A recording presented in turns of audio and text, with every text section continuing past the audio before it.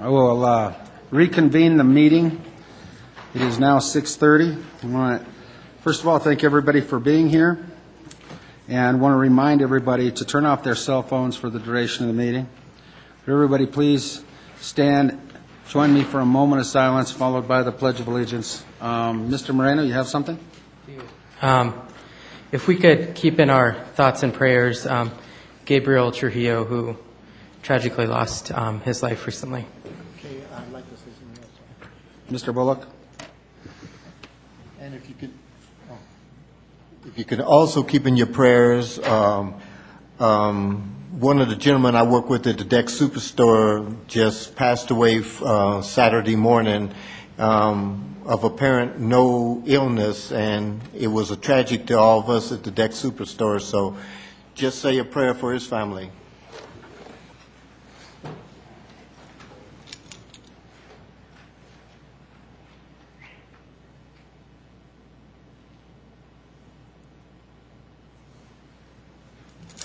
I pledge allegiance to the flag of the United States of America and to the republic for which it stands, one nation, under God, indivisible, with liberty and justice for all.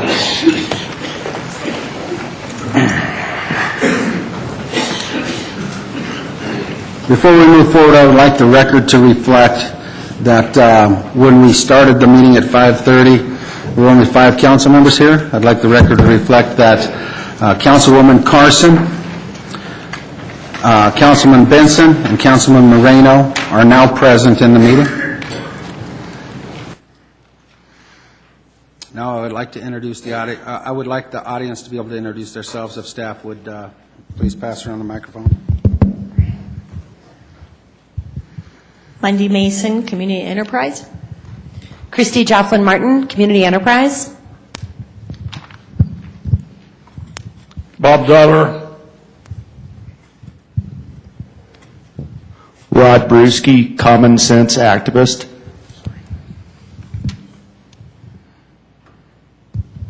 Danny Thomas. Betty Thomas. Pam Stratler. Beth Barta, resident.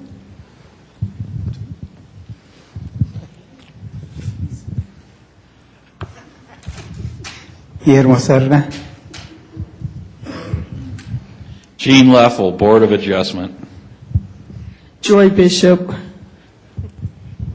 John Howard, Information Technology. Patty Robb, Police Department. Carolyn Keith, Parks and Recreation.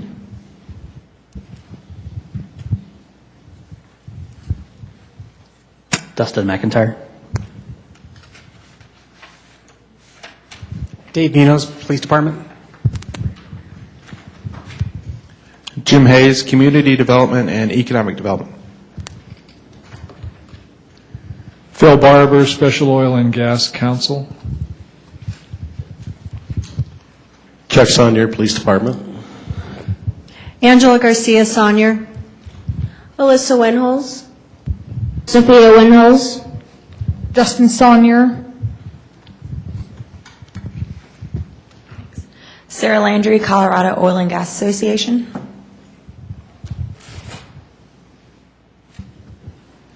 Ken Hampshire, Curious Onlooker. Kathy Williams, RTD Board Member, District K. Julia Emco, Communications.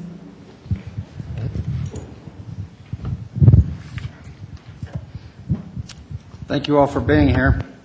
Next item on the agenda is a recognition of the interim chief of police. And unfortunately, I missed the meeting when the council voted him into that position. And I wanted him to have the opportunity, with his family being here, to be recognized for taking on such a huge responsibility, giving everything that's going on in that department to step to the plate. So I've asked him to return with his family so that this council can recognize him formally as taking on the duties of acting chief of police. and thus far, he's done a great job. So Chuck, will you please come forward? We'll have the council come down there. We'll get a picture, and want to have you invite your family up as well. And we appreciate, it's stressful. When anybody takes an interim position, especially in a municipality like this, you're taking some risk because you don't know how we're going to fill that position. You don't know if when that position is filled, if you'll have the opportunity to stay with the city. So there was some risk of you taking that position on, but it is a very powerful position, and we respect all the years you have of service with this community, and I want to recognize you for stepping to the plate for the citizens. Thank you, sir. I consider it an honor and a privilege.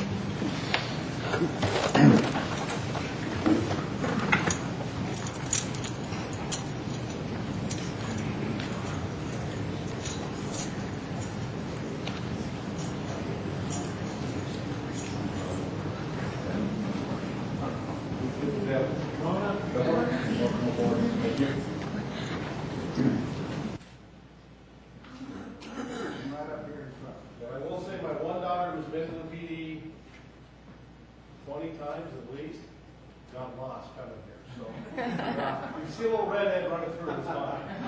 I want to let your family know how proud they should be of their father for stepping up to such a responsible position. All right. 1, 2.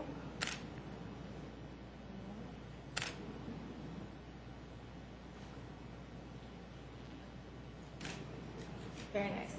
Thank you.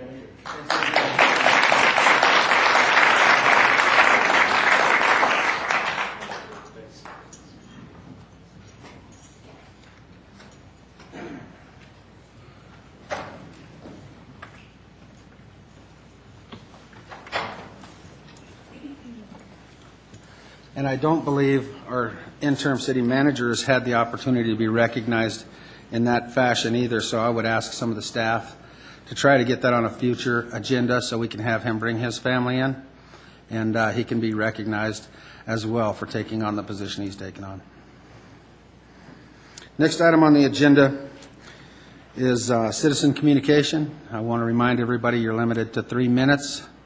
I also want to remind everybody that anything that is on the agenda to be heard, like oil and gas or noise, those things, we will give you the opportunity to speak when that ordinance comes forward. So the only thing we will be discussing is the things that are not on the agenda for citizen communication portion of the meeting until those items come up on the agenda. So looking at this, we have Christy Joplin Martin. Will you please come forward, state your name and address for the record? Good evening, Mayor and City Council members. Mundy Mason and I, Christy Joplin Martin, are here as corporate citizens of Community Enterprise located at 7290 Magnolia Street. Together, we'd like to share some really good news. Partnerships for Healthy Communities and Community Enterprise have merged to serve our community as a bigger and better organization. For many years, Community Enterprise has provided tools to engage residents to make Commerce City great. That won't change. And our shared vision to involve community members to build strong, vibrant, and healthy neighborhoods is what inspired our board of directors to merge. The whole team is excited, and the synergy created by the merger, are excited by the synergy created by the merger. And Mundy and I will be serving as co-directors of the agency, and the newly merged organization will have 11 staff members. The new agency will be called Community Enterprise. During the transition, you can expect the same great organization that neighbors have counted on since 1998. We will continue to organize residents to create great neighborhoods and assist citizen-run groups to address issues of importance around Commerce City. In the coming months, we'll be back to update you on the Neighborhood Boundary Identification Initiative, which we spoke to you earlier, or late last year. So what will be different about Community Enterprise? Well, I'm happy to introduce you to Dr. Mundy Mason, my new partner in crime, to share what we've gained by joining forces with Partnerships for Healthy Communities. Great. I need you to state your name and address for the record, please. Good evening. Hi, I'm Mundy Mason, co-director of Community Enterprise, 7290 Magnolia Street. And I just wanted to share with you, Mayor, and council members, the reasons why we merged. Primarily, it's because we've already been working in partnership for many years, almost a decade now. We have been working in partnership to advance community health and well-being by growing gardens and farmers markets where there were none. For instance, Los Valientes Community Garden grew 1,400 pounds of produce during its first garden season this last summer and provided food to over 106 families in Commerce City. We've collaborated with Adams 14 to improve what is offered in school cafeterias and make their classrooms candy-free. We've worked to organize neighbors to make their streets safer and more walkable. We teach parents how to cook healthy meals with their kids and shop wisely on a budget with our Eat Smart, Be Smart program. And we work directly with the city and other government agencies, such as Tri-County Health Department, to design healthy neighborhoods through community planning. We believe together we are a stronger force and remain committed to creating strong, vibrant, healthy communities. So in closing, I'd just like to remind you that Derby Days is coming up in June on the 9th, so save the date. And also our garden season in Los Valientes Community Garden will be beginning again in May, so come on out on the 19th for Planting Day. Thank you. Anybody on council have any comments or questions for Christy or Monday? Mr. Douglas. Hey, guys, thanks for coming out here. Where's the community garden located? It's at 7296 Magnolia Street, so it's just behind our offices. Okay, thank you. Seeing no one else, being that I'm a board member, I appreciate you coming in and giving an update to the council and an opportunity for the citizens to know that the merger has been done and that we're moving forward as a very large nonprofit within the community. And I look forward to real positive things for our residents from the organization. So thanks for coming in. Thank you. Mayor Ford, Yes, sir. might I make a quick announcement before you move on to the next person? Okay. I've been advised that the sound is not working on Channel 8. We are aware of the problem and are working to correct it. Okay. And also, Ms. Stevens has a comment as well. Okay. I don't know if you recognize this or not, but the noise ordinance is set as a study item tonight. And under your policies, your policies indicate that you don't allow citizen communication on that Then particular topic. we'll take those now if that's the case. Thanks for bringing that to my attention. I would then ask Joy Bishop to please come forward. Is Joy here still? She's here. Jean's Okay. going to get her.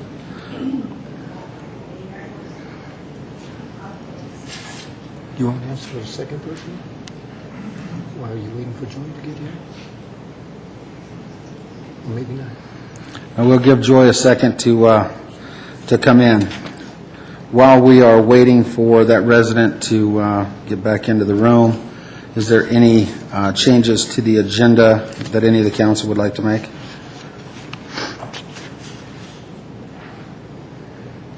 Mr. Douglas? I'd like to move ordinance and second reading up. Let me find it here.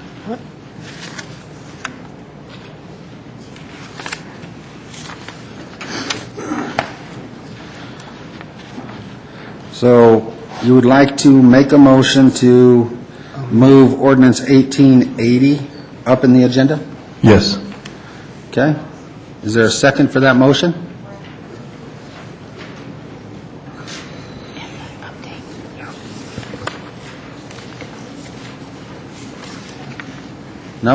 No second. So we'll leave it on the agenda where it's at. Fails with no second. Joy, would you please come forward, state your name and address for the record? I'll remind you of the 3 minutes.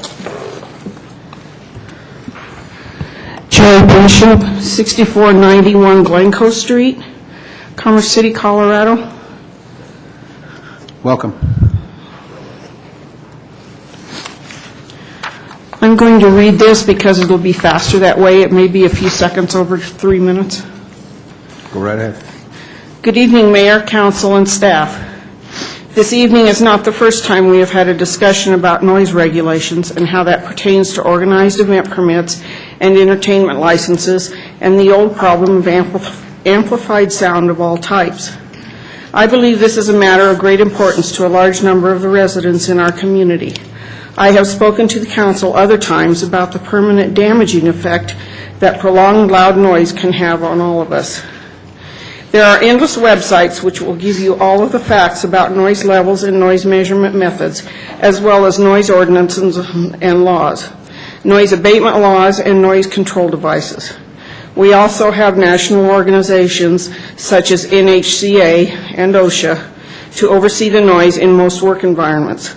Also, the Noise Control Act passed in 1972 to add even more federal regulations.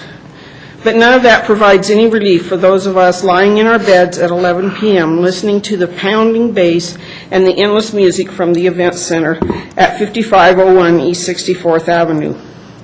All of us who live on Glencoe Street are affected by this. My neighbor Ray, who is on dialysis several times a week, and his wife sleep with earplugs. But even that doesn't help when your whole house is vibrating and you've just cleaned up all the broken glass and parts of your collectibles that fell to the floor. I am 500 feet from the event center, but the 13 residences between it and the Woodridge Nursing Home at 5230 East 66th Way are even closer, only a few hundred feet. Since our city does not have a provision for quiet zones around nursing homes and senior living facilities, these people have no recourse in the situation. Why are there no quiet zones? Our small neighborhood isn't alone in this problem. There is an event center in the Laborio Plaza at 6324 Ivy Street called Tammy's Salon de Eventos, or Tammy's Event Center. The loud music from Tammy's vibrates the adjoining wall in the Dollar Tree so hard their merchandise falls off the hooks to the floor. While their parents party at Tammy's, the children destroy, yes, I said destroy, Dollar Tree. They have to have corporate okay to call the police, so they don't call. The noise levels in Dollar Tree are well above what OSHA would allow in a workplace. Many residents are affected by the noise from Tammy's as well. Madonna Plaza and Prairie Rose Plaza, both on Kearney Street, Rose Hill Townhomes on 60th Avenue, Fullview Mobile Home Park on Holly, and many single-family homes along both Kearney and Holly Streets. Please sit down with some of us who are most affected by this noise issue and listen to our concerns. We are the ones having to deal with it late at night when no one is in their city offices to hear our complaint. We don't like to call 911 for something like this because we are home in our pajamas wishing we could just go to bed and rest. Sometimes it takes hours for the police to show up. They have an attitude right away, and so do we. And after 1 or 2 late night encounters with no relief, we stop even calling 911. We need to have input on this ordinance. Mr. Greg Clemens was kind enough to provide a satellite photo of our area and some measurements. I have mounted it on a board with a ruler to show what 520 feet and 1,040 feet look like. So I'll pass this around through the council, and I will leave my letter here with Jim so that it can be put into the case, okay? Thank you. Are there any questions or comments for Mrs. Bishop from the council? I don't see any council members that have any comments, but I would like to thank you for coming in and bringing it to our attention again on the noise issues. Tonight is just a study session so that we can see what's going on and study it. And if an ordinance does come forward, we would like you to come back and give your concerns at that time. Okay. Thank you. Thank you. And you can give everything to Karen Stevens right there, would be fine.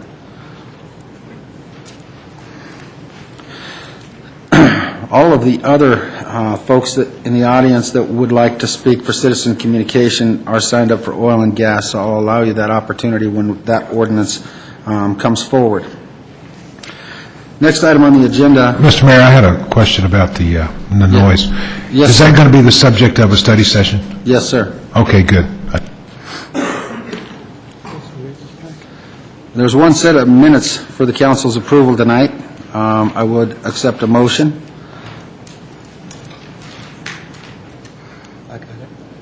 Mr. Bullock. Move to approve the minutes of January 9th, 2012. Council seated. Councilwoman Carson.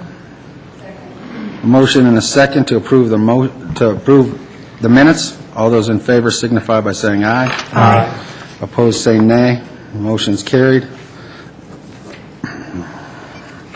Next item on the agenda is the consent agenda. There are 4 items on tonight's consent agenda. What are the council's desires? Would you like to remove any and/or, if not, make a motion? Mr. Bullock? Move to approve the consent agenda. Council seated. Mr. Moreno? Second the motion. Motion and a second to approve the consent agenda. Will the city attorney please read the title? Ordinance 1882, an ordinance amending the 2012 budget of the City of Commerce City, Colorado by the recognition of the Vail Grant in the amount of $24,404 for the support of the Community Justice Program and the authorization of the expenditure thereof. Ordinance 1886, an ordinance amending the 2012 budget of the City of Commerce City, Colorado by the recognition of the Colorado Department of Transportation grant in the amount of $30,000 for DUI enforcement efforts and the authorization of the expenditure thereof. Resolution 2012-6, resolution appointing and reappointing members to designated boards and commissions of Commerce City. Resolution 2012-07, resolution authorizing a grant application for a River Corridors Initiative grant from the State Board of the Great Outdoors Colorado Trust Fund, which includes provisions for the completion of the O'Brien Canal Trail. Okay, thank you. I'll ask for a roll call vote.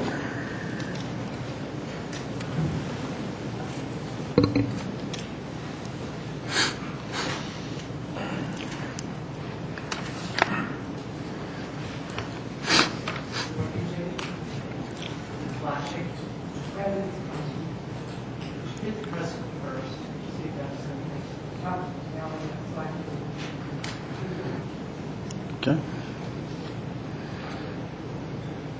Let the record reflect that the consent agenda has been approved 8-0. Next item on the agenda is Ordinance 1883. It's a standard ordinance recognizing grant funds. Does council have any questions? Mr. Moreno? No? No questions? Is there anyone in the audience who would like to address the council on this ordinance? Seeing none, what are the desires of council? Mr. Bullock. Move to approve ordinance 1883 on first reading. Okay. Mr. Moreno? Second the motion. A motion and a second to approve 1883 on first reading. City Attorney, please read the title. Ordinance 1883, an ordinance amending the 2012 budget of the City of Commerce City, Colorado by the recognition of the Economic Development Administration grant funds in the amount of $70,000 for the Mile High Greyhound Park feasibility study and the authorization of the expenditures thereof. Thank you. Is there any discussion?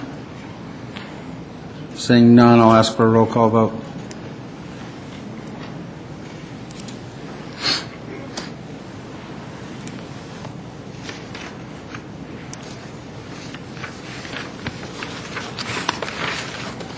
Let the record show that 7-1 vote on ordinance 1883. Next item on the agenda is ordinance 1880. This ordinance was not placed on the consent agenda because it was not approved unanimously on the first reading. Is there anyone in the audience who wishes to speak on this ordinance? Please come forward.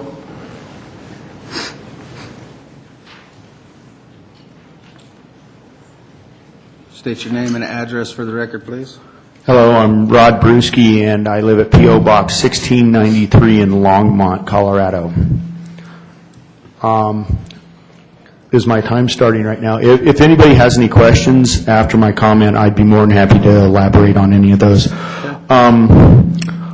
Currently, right now, in my neighborhood, we have 5 to 6 oil and gas wells around my family's home, and currently there's a large campaign in my neighborhood, and we're going to go to approximately 30 oil and gas wells within a mile of my family's home. I'm really under a lot of fear for my family's health and well-being because of the fugitive emissions and stuff that come off the condensate tanks, and I'd recommend that you guys do some investigating on that. The Colorado Oil and Gas Commission and the state of Colorado have failed the citizens of Colorado, and I would love to elaborate on that more if you have questions. They have overextended themselves for permits and whatnot with no ability to enforce any of their rules and regulations. I understand your setbacks. If you think about it, their setbacks are ridiculous. With 350 feet within a home or a school, we're running into that problem in Longmont. The one thing that I do want to point out that, the state makes liquor stores, medical marijuana dispensaries. Their setbacks are far greater than oil and gas wells, and oil and gas wells are far more dangerous than that to schools and other, public buildings. It's a real bad thing that what the state of Colorado has really let us down with their commission. And if anybody would like to ask me a question, I'd love to elaborate on some of the follies I have found with the state of Colorado and their faults. Mr. Benson, you have a question? Yes. Would you agree that, would you agree that these are matters that can only be dealt with by the state legislature? And that, like the Longmont City Council can't really control these things, but it's a matter of state law? Well, Mr. Benson, thanks for that question. Well, last time I checked, when I drove down here, we're still in the United States of America, and citizens do have civil rights, and when they are directly violated by government agencies that are not upholding the state constitution, I think that gives you guys an ability to protect your citizens at large, and that's why I'm here to recommend that you do have a moratorium to take some time and look at your possibilities. That oil and gas has been in the ground for millions of years, and rushing into it, as we found in Longmont, is not a good way to go. I think you really need to assess that, so I think a moratorium is a good way to go. And what would be the nature of the moratorium in Longmont? Well, in Longmont, what we're doing is there's Trail Ridge Middle School, and they have found that in 1985 there was a developer came in and developed a neighborhood in that area, and consequently built a middle school right next to a oil and gas well, which the CCOG had on record from 1985 that there was a large benzene leak, that there was over 100 times the amount allowable of contamination in the soil. And the CCOG got a hold of top operating, and these are all records in the Colorado Oil and Gas Commission's file, so if you'd like to look these up, you're welcome to. They got a hold of the operator. It took approximately 2 years before any action was done. In the meantime, this benzene leak continued blooming into the ground. I think you guys have experienced that at Suncor. Eventually, after the school was built, the operator again was contacted by the Colorado Oil and Gas Commission. They eventually put a fence around this area because they were complaining that the kids were playing on their equipment. Since then, they've done some remediation, but at this current time, it's still 30 times above the limit, and that's where they want to do a consolidated well. The other thing with the state of Colorado, after the wells are drilled, the Department of Health and Human Resources takes over the policing of the condensate tanks. And please don't laugh when I tell you this, but you first got to understand that the fugitive emissions that come off condensate tanks are methane, hexane, so many things I cannot even pronounce them all. But the funny thing is these cancer-causing agents are odorless, tasteless, and smellless. In my particular experience, they were changing out a condensate tank close to my house. I could smell some fumes of some sort. So I called this department that regulates this. And by the way, for the 146,000, I think, wells in the state of Colorado, they have 6 employees. I think they're a little understaffed, to inspect all these tanks. So anyway, one of their employees came up, and in the meantime, the wind had changed directions. And she stepped out of her vehicle and went, "I don't smell anything." And I kind of find that kind of ironic that, since you cannot smell any of these emissions, that they have somebody that has a certified nose, and it's a waste of our tax dollars because what you can smell is not what kills you and causes asthma and other, health problems, neuropathy, and I could go on and on about that. So you can see again that the state of Colorado has failed us again. So that's why I'm encouraging you guys. I'm not sure if you're a home rule, but I would recommend you guys check into a Citizens Bill of Rights so you can protect your citizens against this onslaught. Basically, the oil and gas companies, is a quote from somebody from the Colorado Oil and Gas Commission told me one day, "Yeah, we have a lot of permits out there." And again, I may quote that, "We can only hope the operators do the right thing." I'd like to ask a question of our city attorney. If state law is being violated, who has standing to try to enforce those laws? The state.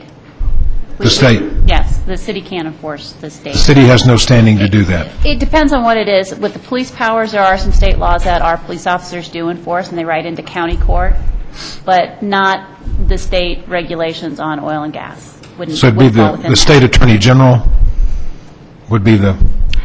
Probably the oil and gas probably has its own enforcement division, and that would be who would enforce those regulations. Okay, but municipalities, again... The municipalities have no authority to enforce the oil and gas regulations of the state. So, sir, what would you suggest that a municipality like Commerce City or Longmont do to try to enforce those state regulations? What would you suggest? Well, I guess if I can give a short history lesson here, I appreciate your time, sir. There was 13 colonies before we were the United States of America, and if you're familiar with this, there's the country of Great Britain and the East India Trading Company. And the East India Trading Company subjected the colonists to high taxes. It wasn't the government of Britain that enforced that. It was the East Indian Trading Company, which was a large corporation. I'm under the belief that, our forefathers in the 1700s wanted to break away from that so they weren't subjected to having somebody else say what's right for themselves. And so I want to kind of try to narrow that down to a local community. We have the state of Colorado that thinks this is such an economic boon for our state. I think they're just looking at the front side of this, and they're not looking at the back side of, like myself, my property values have dropped by half, so that's an economic loss. Sir, I don't know if you could put a dollar amount on if you have grandkids or kids, if they were subjected to these fugitive emissions, if you had gas and oil close to your house, I don't know if you can put a price tag on somebody's health or well-being. So I think that that's why I'm trying to put the point out that with the Colorado Oil and Gas Commission and the amount of oil wells they have 17 inspectors for the entire state of Colorado. And I don't have the exact figure, and I could give you the information of somebody who does, and this is from the Colorado Oil and Gas Commission's archive, so this is factual information, not fabricated, that if one inspector would have to inspect in 1 year over 5,000 wells, that's not humanly possible. So they have failed in their taking care of us in the state of Colorado. They've facilitated the, overtaking of our state by oil and gas industry. And I think that a lot of it is the lobbyists and the elected officials like yourself not listening to the people. I certainly agree with you that personal injury, sickness, disease, you can't put a value on that, although I guess the court system does all the time, but it never really quite compensates anybody for the injuries that they've sustained. But the only point that the analogy that you're drawing, it led to the American Revolution, where we said in America, we don't want to be part of your country or your governmental system anymore. I'm sure you're not suggesting that. I mean, because what I'm talking about is what a city would have the legal right to do to try to accomplish what you want. And I think that I'm just saying that the legislature can do that. Have you contacted your state representative and your state senator? Oh, yes, I have. Thanks again, Mr. Benson, for that comment. I have personally testified at the state Senate on several bills. One of them was Senate Bill 88, which was going to give unlimited power to the Colorado Oil and Gas Commission, which that would really be not a very good idea, considering that they are understaffed and unable to control what is going on with the state of Colorado. The second Senate bill that I did testify on was Senate Bill 1277 that Matt Jones presented, that was going to allow local governments to have a little more say in what was going on. They weren't trying to preempt anything that the state of Colorado had. It was just giving local municipalities like yourself a chance to say, hey, we really don't want it next to our school. We don't want it oil and gas next to this, and that would help you guys take care of your citizens. I am shocked to see that when I testified at that particular hearing, one of the state representatives, his name was Mr. Balmer, proceeded to listen to the Oil and Gas Commission and everybody that was opposed to it. The minute any of the citizens began to testify for it, he left the room for 38 minutes. Then when he came back, he proceeded to lift his computer up, start emailing, and then he started tweeting on his phone for the rest of the meeting, not paying attention or listening to the people. Now, I understand that when you're an elected official, it is your duty and your privilege to be able to listen to people regardless if you agree or disagree with them. So I can just tell you that from my experience, our state legislating branch of our government is broken as well. So it's a perfect opportunity for you guys to take some grassroots action to take control of your own community and not let the state of Colorado, like East Indian Trading Company, tell you what's right for your local community. Was that hearing in the State House or the State Senate? That was in the State House. Yeah. And the response from on Senate Bill 1277, the response was so great that they did move it up to the Supreme Court hearing room. And there was quite a few people that had great points about how the Colorado Oil and Gas Commission has failed them in different times. And again, I can just say that from my own experience of muddling through our state's bureaucracy, that it is a broken system, and they are not looking after your best interest as a community. I'm planning to have a ward meeting, it's open to anybody, where we're going to have at the most 8 state senators, state representatives to discuss what the state can do, because they are the ones who can do something about it, unlike a city council or county commissioners where they really can't do anything about it. Could you leave your name and address and an email contact with Ms. Bauer?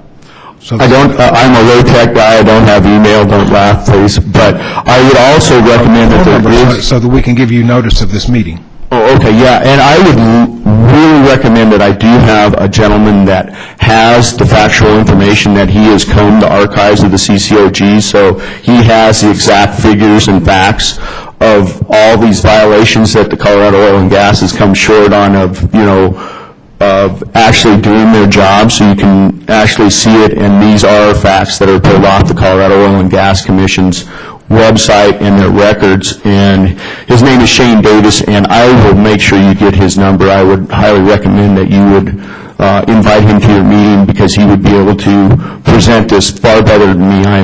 I'm not in that expertise, sir.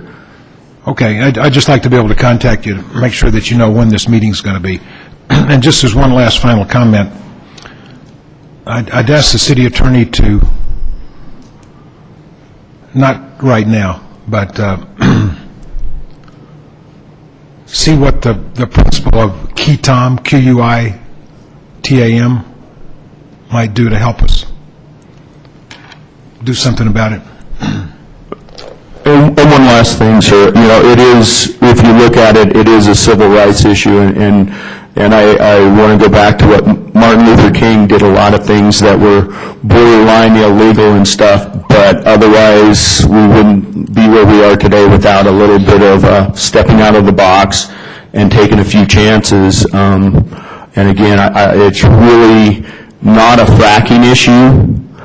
It's a democracy issue that you guys are facing. We really have a democracy problem here in the state of Colorado, and it is definitely a civil rights issue. You need to look after the health and well-being of your citizens, and that's why I'm recommending the moratorium, so you can, explore that a little more and give you an opportunity. I think on your card here it says quality community for a lifetime, and it'll give you the opportunity to make that decision. I appreciate your time.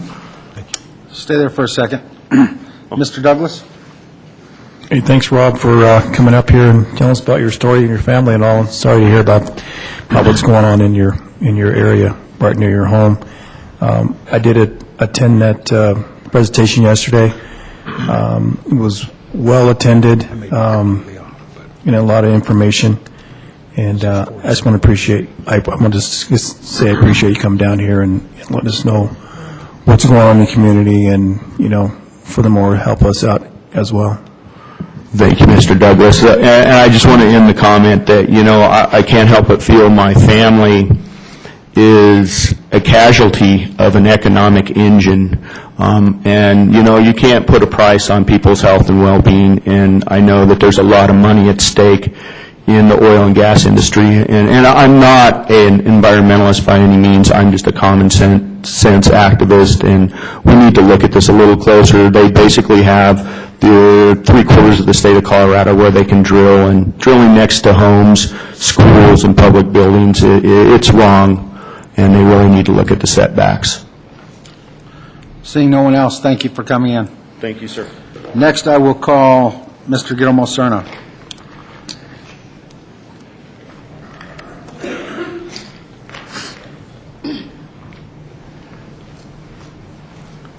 State your name and record for the address. Name and address for the record, please.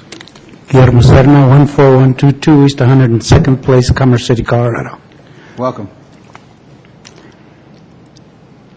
You've listened to all the information, and not a single one of you is an expert at it right now, compared to the oil companies, as to what has to happen on these oil wells.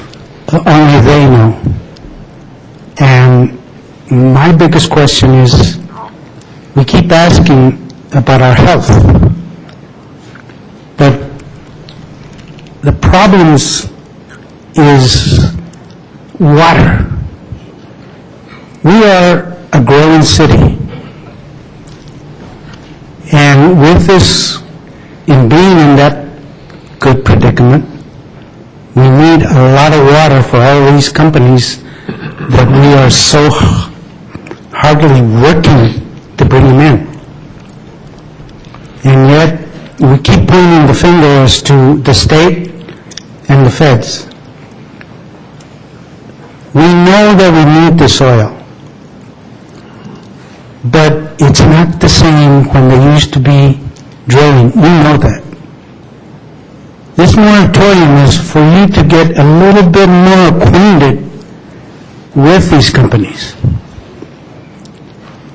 Companies have a tendency of always pointing towards the state, or towards the county, or towards the city. But but they never point at themselves. Look at all the billions of dollars that one oil well in the Gulf created with one mistake, and they haven't settled it yet. I know that we need the oil, but give us the opportunity to, if something does go wrong, that these oil companies take care of the citizens that are involved near these wells or in this city alone. Those are the things that we're looking at this moratorium. Yes, we know that we've been let down. Yes, we know that you sometimes may be powerless to react to the state or the feds. But give us the opportunity to continue asking the right questions. All the realtors up north, how much will they lose? All the businesses that would want to come into Commerce City, will they want to do that? We know we will have plenty of money because of the oil, but you better change your logo if that's the case. Change it and agree to a moratorium for the purpose of covering some type of an insurance from these companies that they have to make sure that when they leave, that Commerce City will be better off than it is now. And not just because of the tax base, but because they were there and they wanted to make it better. And I'm talking about Tower Road, I'm talking about 104th, I'm talking about all the businesses that are wanting to come in. You have the right information now, but you still need a little bit more. We're scared as a community. Realtors will adjust to what has to be built out there. But the idea that in the process of water is all these millions of gallons of water that they're going to need,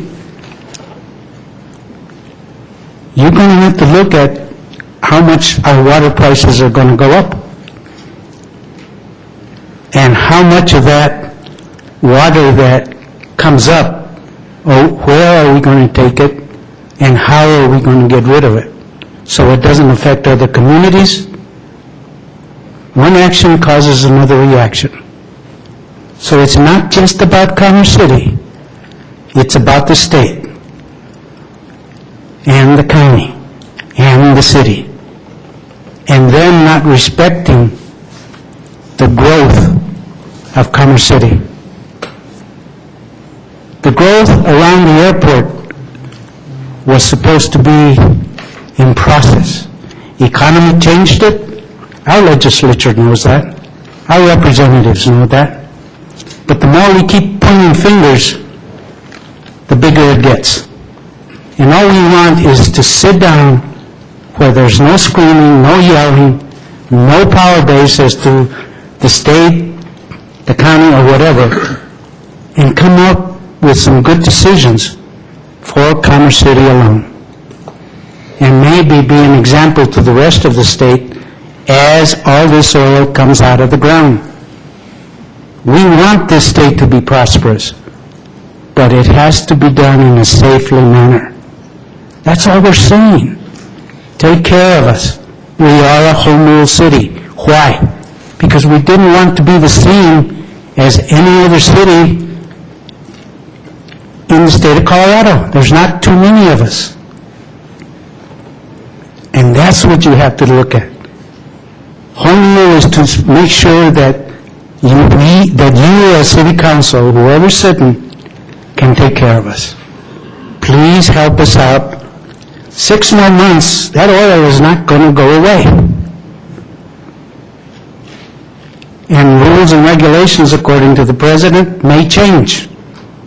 What are they going to change? the process of how this is done more safely for its community. He said it because they need the oil, and we need that independence on oil. So keep that in mind as you think about this. It's not that we don't want it. It's just we need to have space, and we need to make sure that these companies leave it better than it is now. That's all I have to say. Thank you. Any comments for Mr. Cerna from the council? Seeing none, thank you, Mr. Cerna. Next, I'll call Beth Barta.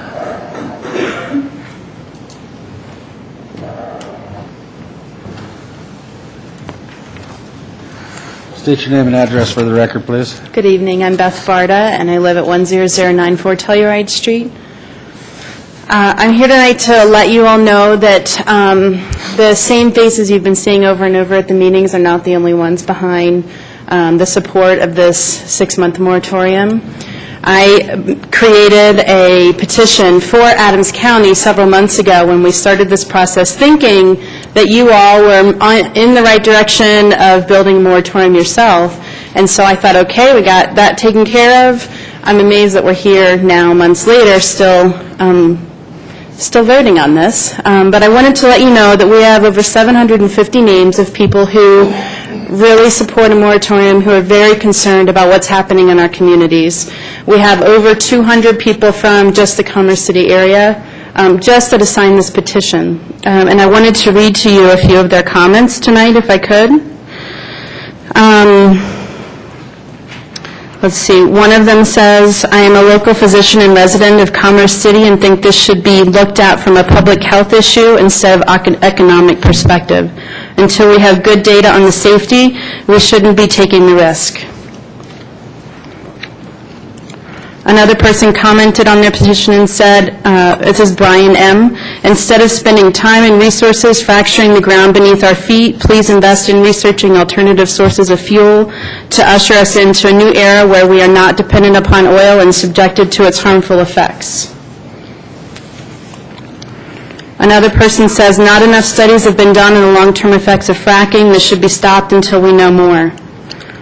Another one says, fresh, clean water is a very precious resource, too. We can't live without it. We can live without natural gas. How much clean geothermal are they drilling for? Are they even pumping these wells or capping them until prices rise? And we do know in the news that natural gas prices are going down, and it's interesting how that may be affecting what's going to be happening soon. Another person, Nancy J., says, my grandchildren live within a few blocks of one of the hydraulic fracturing sites. I urge you to please consider protections for these families living so close to these sites. What if it was your children or grandchildren? There's another really good one here. This is a gentleman that lives in North Glen. He says, his name's Gary. I worked in the oil fields for over 20 years as a truck driver who hauled fluids to frac jobs. Many of the ingredients pumped into the earth under extreme pressure are kept secret by the oil companies. There are many spills and drilling for gas and oil, but this one may be the most dangerous to drinking water. I lived just outside Fort Lupton on an old farm. The water we used came from a well. We could light a match into the faucet and get flames. Fracturing the earth by oil companies are a natural occurrence. I've heard both, but no evidence for either. After 20 years in the oil fields, I come to a few conclusions. Number one, don't believe a word they say about your environment. Number two, profit is their one and only goal. If workers or local residents get in the way, they are ruthless. Make them divulge what they are pumping into the earth. That may find its way into the water your children will be drinking.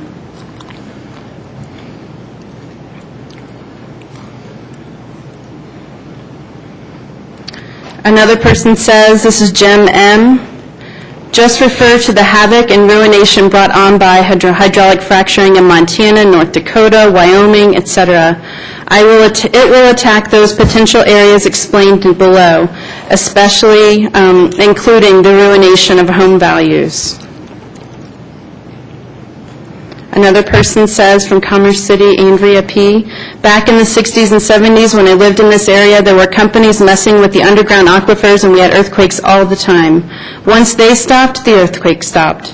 I don't want to have to go through that again. Also, it has become well known that fracking is creating problems with the drinking water in many places. We don't want that problem here either."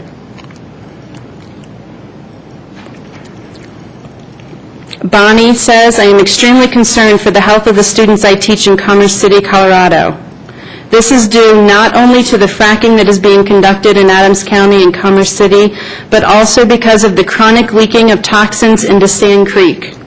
This is close to the elementary school in which I work, and my students attend school at Central Elementary School." I could go on and on here. I'll just read a couple more. Another one says, this is Gary, "You do not wish a medical marijuana dispensary near a school or around neighborhoods, but you have the audacity to expect us to live with fracking in our own backyards. Get a grip and stop worrying about all the mighty dollar for just once." Julia Ray, "We must start being responsible and start asking questions from companies about their process of extracting materials. The past shows many tragic problems that develop when we give them free rein." I can go on and on. I appreciate your time in listening to this. There are many more comments. Hundreds of people have signed this expressing their concern. I urge you, please, to abide by the oath that you swore when you were signed into office here to protect the health, safety, and welfare of your citizens. I know that we're asking you to do a very tough thing. I know that the state has preemption, and I'm asking you, begging you, please, to consider doing what you swore to do for all of us who live in these neighborhoods where this is going to happen. Thank you. Is there any comments or questions for Ms. Barra? Mr. Benson. You're aware that we're working on a memorandum of understanding with and we have the cooperation, I hope, of the industry people. I think that what we're doing is more effective than a moratorium because it's a voluntary agreement. It extends outside of the city boundaries of Commerce City. What else would you suggest that we do specifically? Well, I ask you right now to at least continue to hold off the fracking until you get the MOU in place. And at this time, we know that we don't have enough information to have an MOU in place. We know that the city, citizens of the city have asked repeatedly for experts to come out and do air monitoring, to do groundwater quality monitoring. We've asked for a seismologist to come out to study the RMA and potential impacts in that area, and that hasn't happened. And so I request that you at least take more time to get the information, do the research, and do your due diligence. See, we've gotten 60 days of a voluntary moratorium, and I think there's going to be some more discussion here tonight among the council members about what the practicalities are of anything actually happening out there for the next 60 to 90 days, which I think the possibilities are pretty slim. Anything is going to happen out there. Okay. I hope so, anyway. You know, I agree with what you're trying to do. It's just that I'm sort of hamstrung, because I am a lawyer, and I know what happens when you go to court. We're sworn to uphold state and local law. And if we know that the state law does not allow us to do something, and we try to do something else, we're violating our oath by doing that. I know you're really in a bind. I really understand your position. You swore an oath to the state and you swore an oath to us. Right. I'm asking you all to do the right thing. There are other communities who have done this, and they have not been sued by these companies. They will not do it. This gentleman earlier talked about asking for a Bill of Rights that covers, that protects the health, safety, and welfare of us, and I'm asking you to please consider that. This is not, if you allow this to happen, you are violating your oath to us, to me. You're violating that. And you've sworn that oath as well. If we allow what to happen, though? Allow anything that could violate our health, safety, and welfare.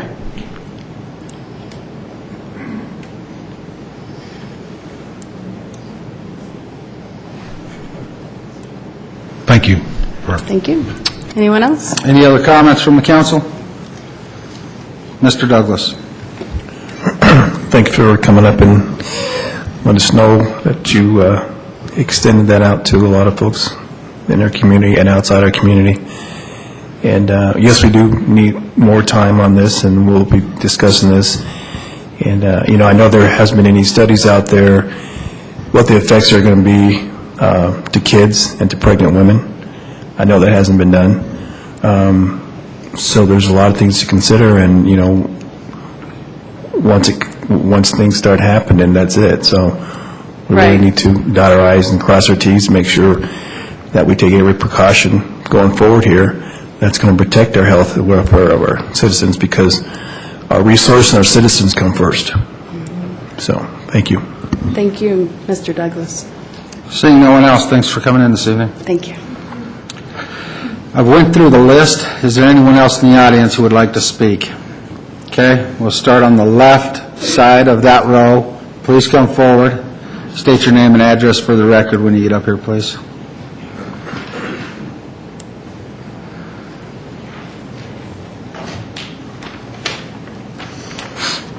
Hello, my name is Kelly Tannenbaum. I live at 10039 Southland Circle, Commerce City. Good evening. The science of fracking is newer technology. It's much different than what it had initially started out to be. And as such, laws to protect human rights as well as the environment have not yet been created. Bullying governments so that oil companies can rush through processes before protections can be implemented is unethical business practice, and it's irresponsible for governments that allow themselves to be bullied. Just as the devious serpent assured Eve and Adam that it would all be good if they ate from the forbidden tree of knowledge of good and evil, Halliburton and Suncor are our serpents. We, the citizens of Commerce City in Adams County, do not wish to be poisoned, punished, and cast out of our homes. Suffering the effects of irresponsibility and toxicity from the deadly carcinogenic fluids used in fracking procedures, poisoning our land, air, water, and the environment. Give us old-fashioned procedure and thoughtful action. Time must be given to establish rules and regulations that are up to date and strictly enforced for each well. My home has shuttered several times following the first attempt at fracturing. Boundaries must be established as to how close these sites are allowed to our homes, schools, and places we seek for enjoyment and happier lives. The once endangered and recently removed from the possible extinction list is the American bald eagle. It has established nesting grounds at Bar Lake and at the Rocky Mountain Arsenal. Seeing them flying over our homes, perching and hunting rodents that live in the fields that are soon to be poisoned. Poisoning our national symbol of grace, freedom, and our rights to prosper, the American bald eagle, it is a capital punishment to poison and kill the eagle. Who will serve the time for each eagle slain as they eat the poisoned and toxic rodents? Who will serve punishment for killing our children, fathers and mothers, and our beloved pets? I ask that you consider the consequences of fracturing solid earth that our lives are built on. When a foundation is cracked, it becomes unstable. Demand the use of organic materials that have been developed responsibly by Halliburton.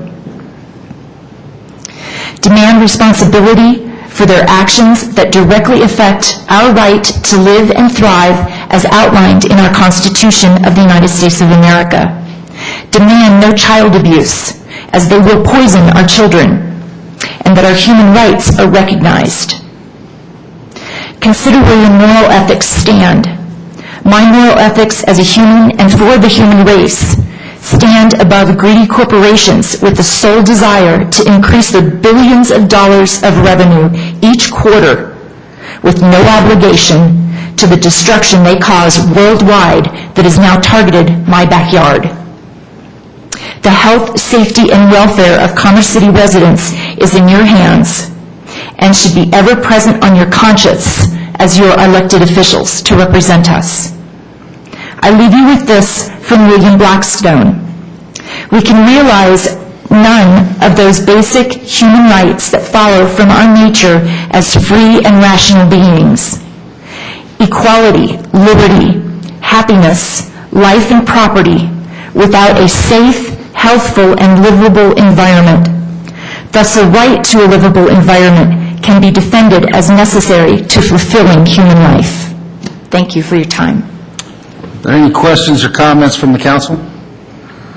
Mr. Douglas.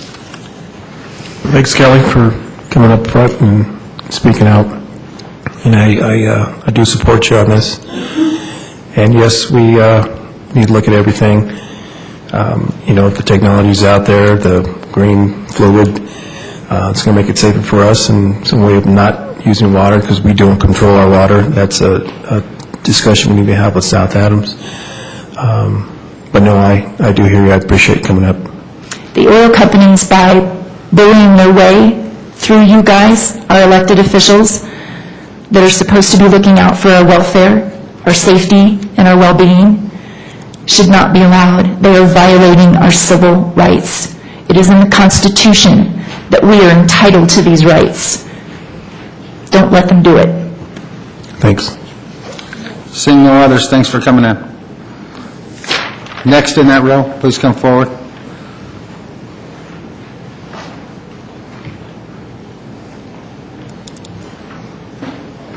State your name and address for the record. Hi, Ashley Collins, 10094 Telluride Street. First thing that keeps coming up in all of these discussions is about state preemption. And I guess my answer is this. Are you suggesting that the state preempts my right to health, safety, and welfare? That might be where I'm confused most. Moving from that point, though, as the gentleman from Longmont suggested, we don't have a fracking problem. We have a democracy problem. I have been attending the land use meetings that were suggested back in December. I've sat by patiently watching this unfold.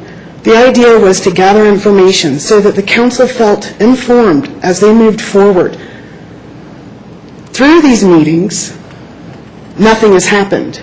We've sat. I've been patient. They are constantly derailed by the industry. The MOU is a great idea. The point about the MOU, and I have been involved in these discussions, we need time to get that lined up. You need time to research that. A moratorium is the only way that you earn that time. There's no reason to sit and expect or assume that activity will not take place meanwhile. I don't feel confident that it won't, and I feel like that is too big of a risk for my health, the safety, the welfare of my family, my neighbors, every citizen in Commerce City. That is all I have to say tonight. Any comments from the council? Mr. Moreno. Thanks, Ms. Collins. Thank you, Ms. Collins, for coming to talk to us. You were involved in the meeting with the with staff about the memorandum of understanding. In your estimation, how much time do you think we would need in order to implement some of the recommendations brought forth by the citizens?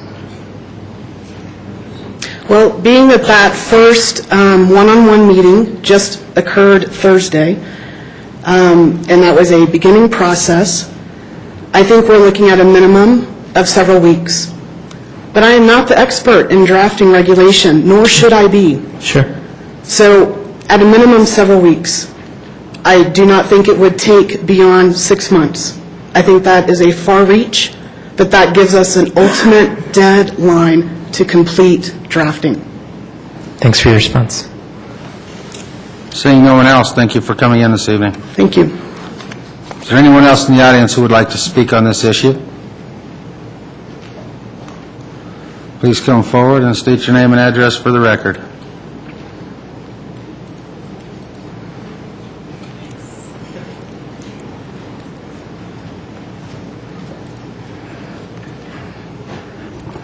Good evening, Mayor, council members.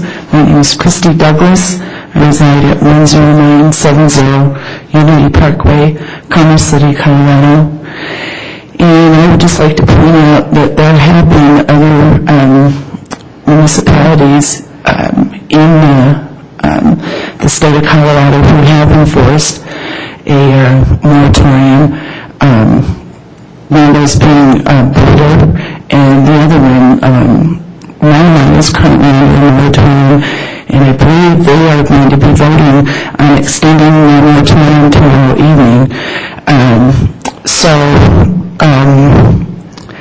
It is a possibility.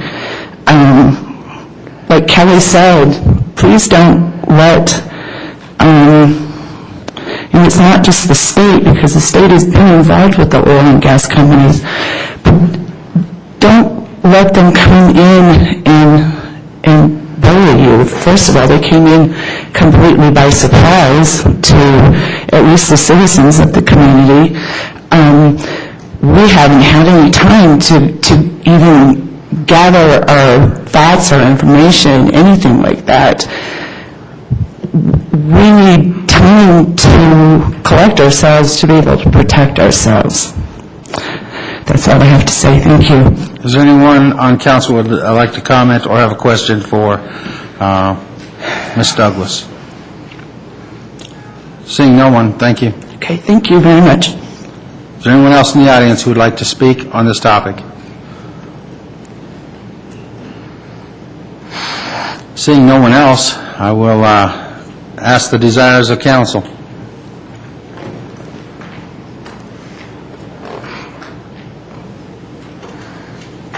Councilman Moreno. I'd like to have just a little bit of discussion on this issue. Several people have brought up that other cities have enacted moratoriums. That's true. The difference, I think, between Commerce City's drafted moratorium and the moratorium of other cities is that other cities have imposed a moratorium on new wells.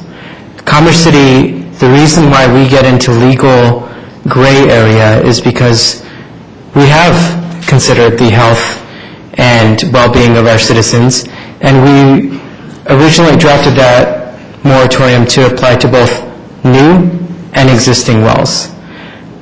That's where some legal challenges come in.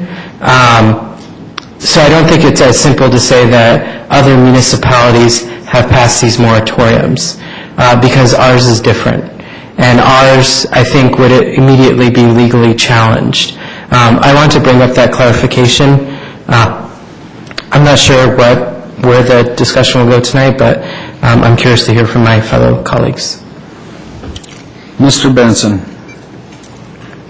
You know, I'd like to hear from the people on our staff who have been members of our committee and who have met with representatives of the citizens and of the oil and gas industry about how you feel about this process at this time and what you feel, what kind of moratorium you would feel would be appropriate and what you think the impact would be on our ability to further negotiate with the industry reps. And believe me, I'm not going to be bullied by anybody, and I think I've made that pretty clear for the last 5 years. I just want to find out what's going on. And I get the recommendation of our staff who's been working on this. Mayor and Councilman Benson and Council, I've been one of the lead staff members working with the citizens, oil and gas industry, and others on the committee. To answer your question directly, I think the process that we've been going through has been difficult.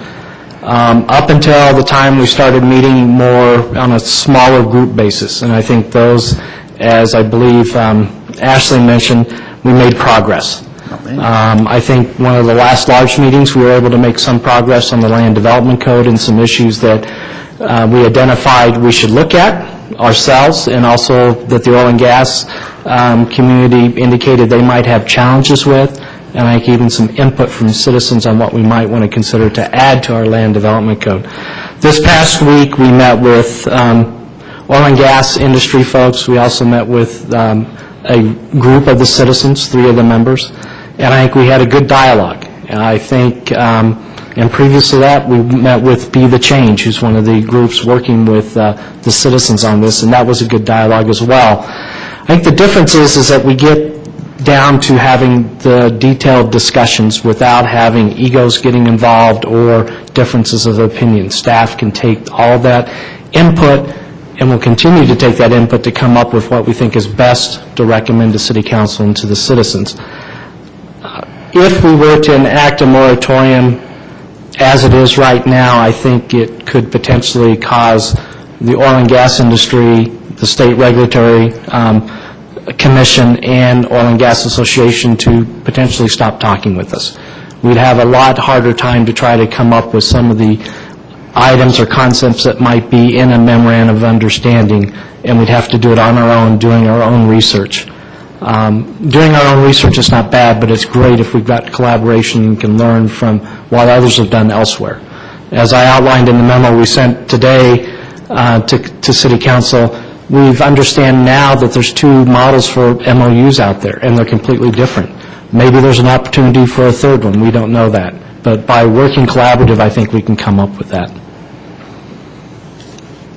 I hope that answers your questions.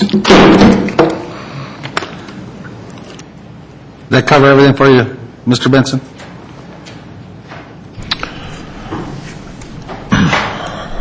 I still have questions in my own mind about what I want to do tonight.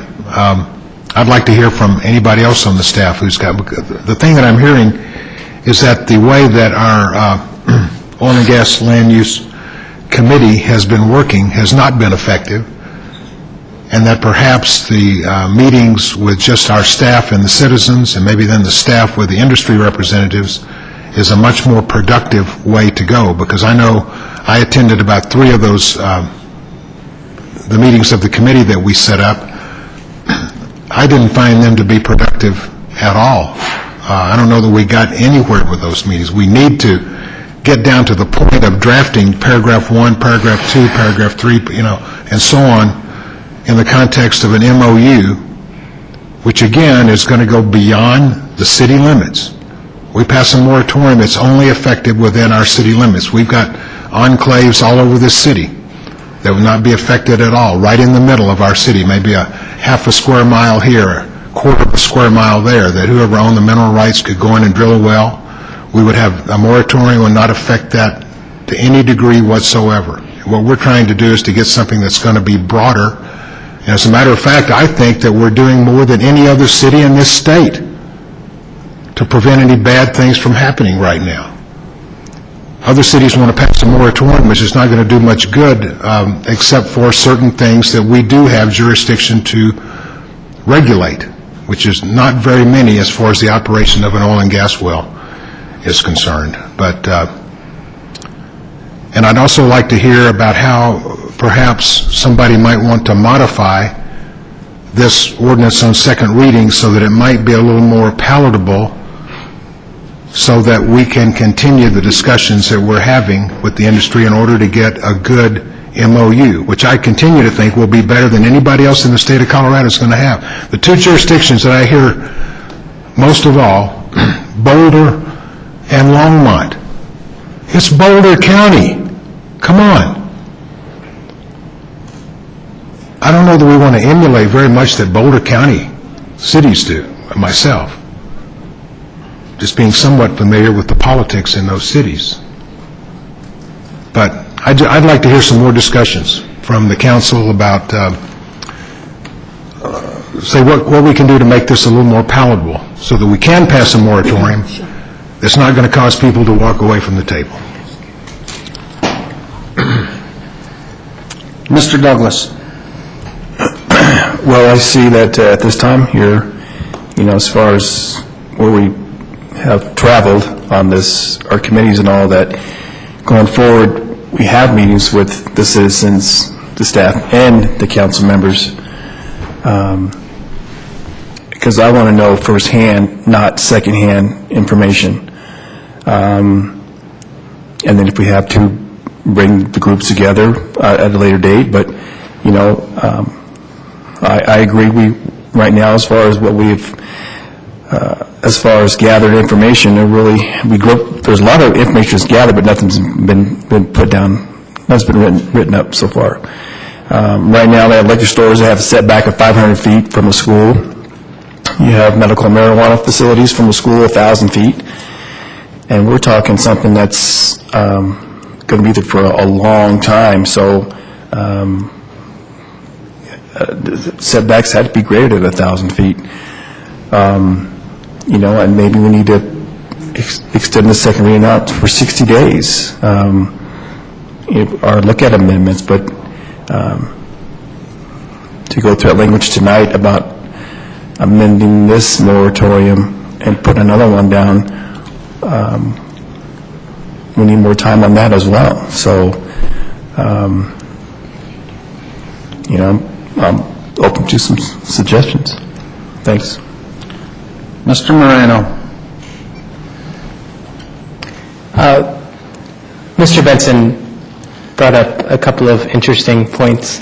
For one, there was discussion about, well, maybe what we do is we amend the ordinance to only impose a moratorium on new wells. That's unfair to the residents because it's not addressing any of the substantive concerns that they have.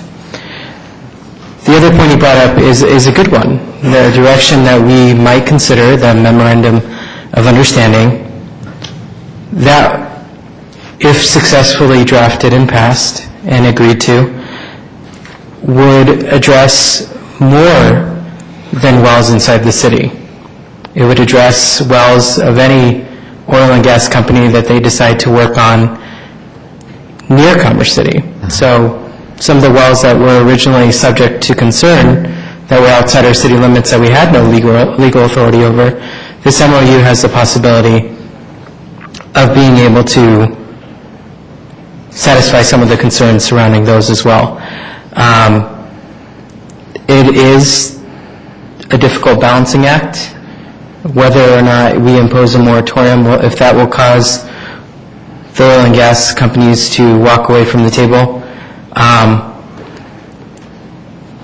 I think we're all really struggling with this. But I do think you will see action on it tonight, hopefully. Councilwoman Carson. Just to touch on a couple things. Mr. Moreno's comment that it's a struggle for all of us up here. We are your neighbors. We live in this city. So every action and everything that we do affects us the same as it does you. It affects our home values, our well-being, our children. So we are all in this together. Mr. Benson, I think, touched on the working on an MOU and that the possibilities of achieving much greater outcomes by pursuing that. I do kind of believe that that is the direction that we could possibly go down and achieve way more for ourselves as citizens of this city than moving forward with a 6-month moratorium. When you work with organizations, not always amicably, but with good faith, I do believe that the outcome almost every time is much greater. When you make enemies or when you slam doors on people, it is very hard to get them to listen. And that's the biggest issue I think we all face, is listening to each other and understanding each other and understanding there are certain avenues that those of us that set up here aren't allowed the pleasures of as citizens are. I know I've heard just about everybody setting up here at some point through this issue of fracking that we wish we were out there in those seats. So I ask you to please have faith that I can't guarantee you that the decisions we make up here are always right, but I will guarantee you that we try to do what is right. I do believe that the moratorium probably is not the right way to go, that bringing everyone in and us moving forward on an MOU and seeing where we can get with that. I'm under the understanding that there's really nothing that's going to happen in our city for 4 to 6 weeks minimum. So I think we're pretty safe there. I know that we won't please everybody, because those of you that are so adamantly against this, I do want you to know we do have citizens that are pushing us because they want it. Where are they?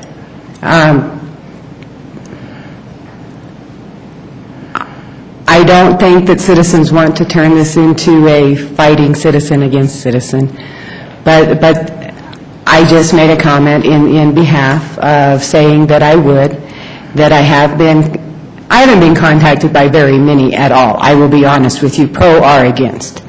But it is one of those fine lines that we have to listen to everybody. But what we are listening to up here is the facts, the advice that we get from our council, the advice we're getting from the council that we've hired Mr. Barber, and trying to proceed in the manner that we know is responsible and the right thing to do for everyone.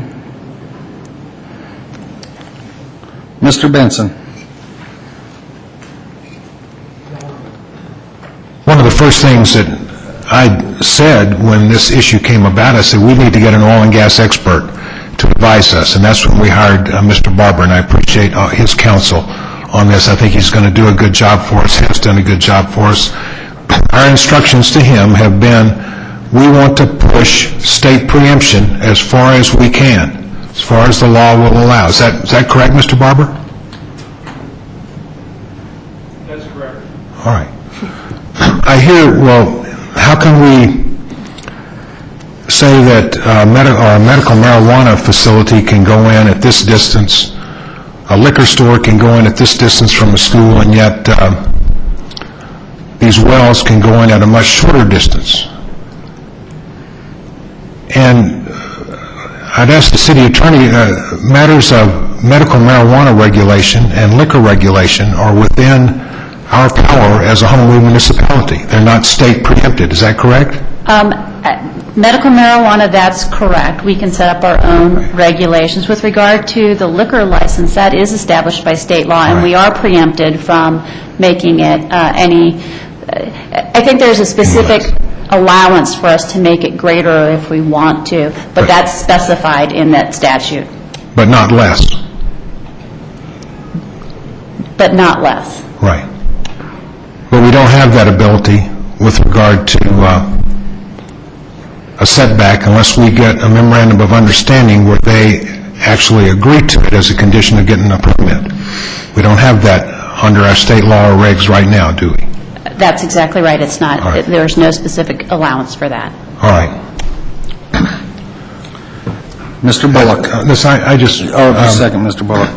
Go ahead. You know, I want to echo what Ms. Carson said. You know, I live in Reunion. I'm not too far away from these wells. If anybody's property value is going to be affected, mine are too, I guess affected even more than they already have been by the economy. So I've got a stake in this just like everybody else does. We're all citizens of this community. I think we're doing the best job that we can. I think it's going to be more effective than just running off and passing some moratorium that if somebody wants to challenge, we're going to lose on it. We're trying to work out something on a cooperative basis. Those kinds of agreements, settlements, are always, there's always more of a chance that the parties to them are going to live up to them rather than if you tried to cram something down somebody's throat and say, this is the way it's going to be. It's just not the way to go about something like this, because we are dealing with people that have a lot more money than we do, unless we're willing to take them on head on in a court battle. And that's not being bullied, that's just common sense. We need to work on this memorandum of understanding and make sure that it's the best one that any city in this state or the nation has. And I think we're on that road right now. Now, Mr. Bullock. Right now, there are two memorandums of understanding out there in the state of Colorado. One's La Plata County, one's Gunnison County. La Plata County's MOU gives them the right to have inspectors that they pay for out of their own county expense. Gunnison County gives them the right to, oh no, that was Gunnison County. La Plata County gives them the right to work a permit MOU with every operator that decides to do a well in their city. And they put the conditions on how far and how close the well can be to areas of population. Right now in Colorado, at this moment, there is one inspector for every 3,400 wells. That means he gets around a well every 3 years. What we're working on in Commerce City in moving towards an MOU that is going to protect our citizens to the utmost is one that combines both La Plata County, Gunnison County, and parts of the draft MOU from Longmont, where we take the best out of everything and move forward where we protect the setbacks, air, water quality. We look for safety and visibility from different home areas. This is what we're moving towards. And it seems like it's taking a long time, but anything that you really want to craft well, you want to take the time to do it. We aren't going to do this in a haste where we end up making a mistake that we're going to pay for with unintended consequences down the road. So when the citizens come and say, are you looking out for our best interests, all 9 of us up here, that's exactly what we're doing. But we're also looking out for your best interests as the stewards of your money. If we get into a lengthy lawsuit like Gunnison County got into with the oil and gas, they spent millions of the county's money and cut services in order to get this MOU. We now have what has been crafted, and we can model after that MOU. We can model after La Plata County. Matter of fact, we started working on our MOU before Longmont, and right now they are ahead of us. But anything they do that is going to benefit Commerce City, we will model after. I want the citizens of this city to take time, take a step back, take a deep breath and say, they're doing the best they can for us right now without putting us in jeopardy either physically or financially. And that's what you asked us to swear to when we were sworn in up here.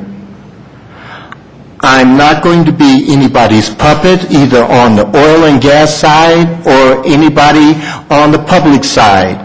I'm going to move forward for the city of Commerce City and all the residents in Commerce City. And that's how we do on every issue that comes up. Whether it's medical waste that is sitting right outside our city in the county that we testified on, or whether it's oil and gas fracking. Give us the time, give us the patience, and we will craft something for you that you will be proud of.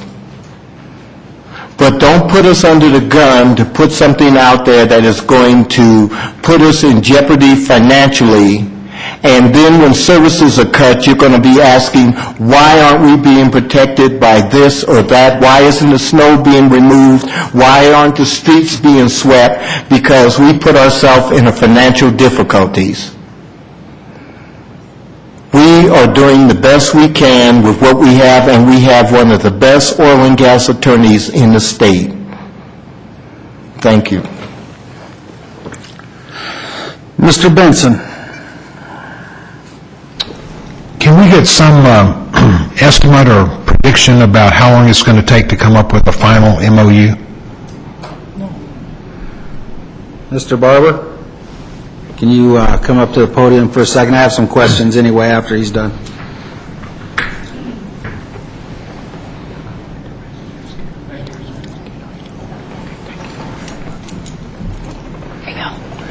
Thank you, City Council. Thank you, citizens. We've seen each other a lot the last couple of weeks, and I'm sure we'll continue to see each other, and I'm Happy to answer any questions that the council has. Mr. Benson, go ahead. Oh, I was just asking, do you have any prediction, prognostication, estimate, whatever, about how long it's going to take to come up with a final MOU? If I had to guess, which is exactly what it will be, Sure. 60 to 120 days. Okay. And the reason is, like with any negotiation, we'll make a proposal. First of all, we will gather what we want the proposal to be, which will entail council having its input, the citizens having their input, and then we'll make a proposal. That will take whatever time that's going to take. And then the other side, or sides, which would be KOGA, and the oil and gas companies will respond, and there will be a negotiation. And we all know negotiations never go as fast as most of us want. So I would say 60 to 120 days. We will at least know by then if we're going to have a deal or not. Okay. That answer your question, Mr. Benson? Yes, and I have absolute confidence in your ability to get this done. Thank you. So, thank you. I'm doing my best. Councilwoman Carson, you have something for the attorney? I was just going to ask him if he was giving us from crafting an MOU to signing off on one, but I think you gave us the signing off on one, so thank you. Okay, I do have some questions for you. Sure. And really, I want to have you help educate the citizenry and the council on some of the stuff we talked about. One is that the well sites that are located within Reunion that would be, as we know it, new well sites, that they would not fall underneath a moratorium that took in only the construction of new well sites because they're considered within the platting of those developments. Is that correct? I haven't seen the PUDs. If the PUDs give them a right to drill there, then you're probably correct. And that's what our attorney has advised us that they do. At least as far as I'm aware. It would require a PUD by PUD review, Right. but that's Okay. my understanding.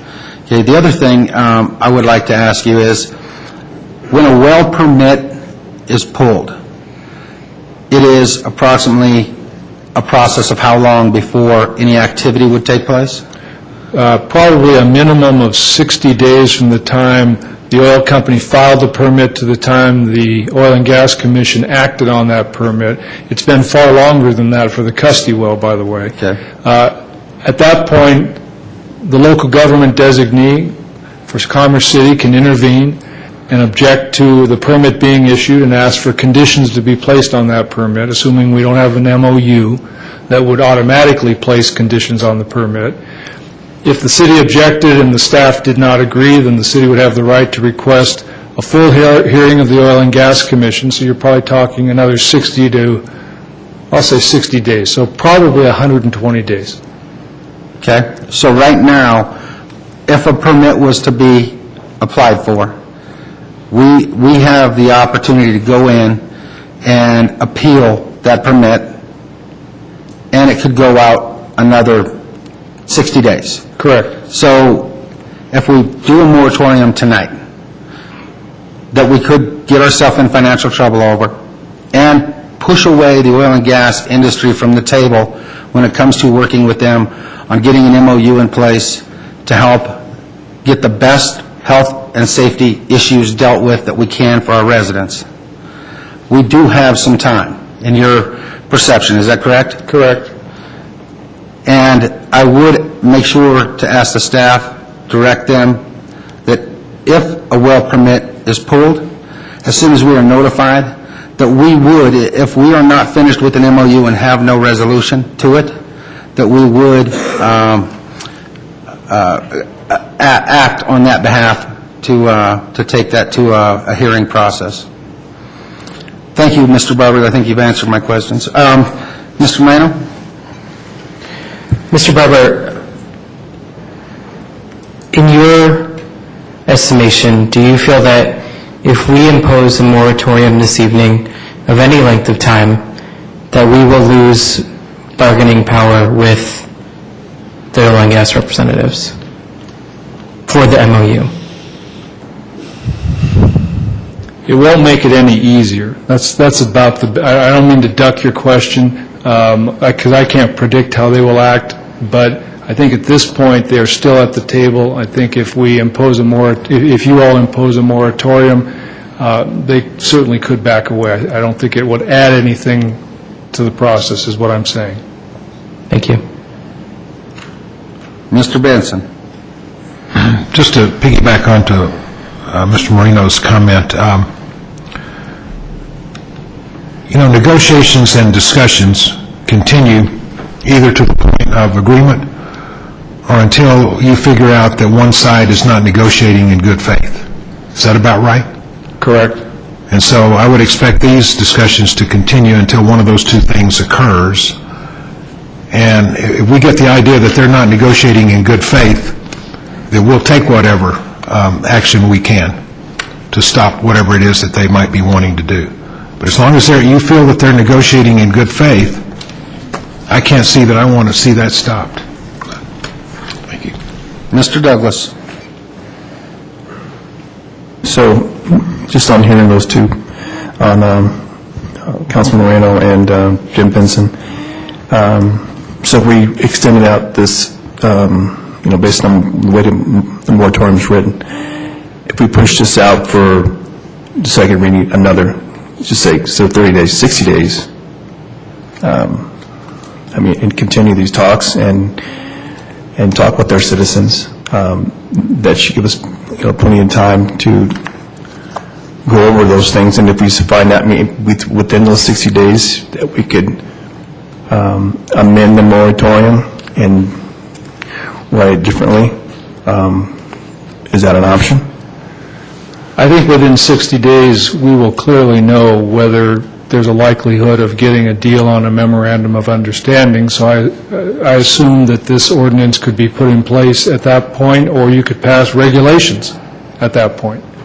And I would just simply advise the council that we are proceeding to put together thoughts on regulations, which would also include many of the terms we'd probably be looking at a memorandum of understanding. Mr. Benson pointed out one advantage of a memorandum of understanding, if the other side agrees to it.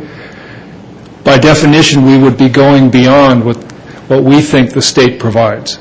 There'd be no incentive for either us, for you to enter into a memorandum of understanding unless it went further than the state regulations.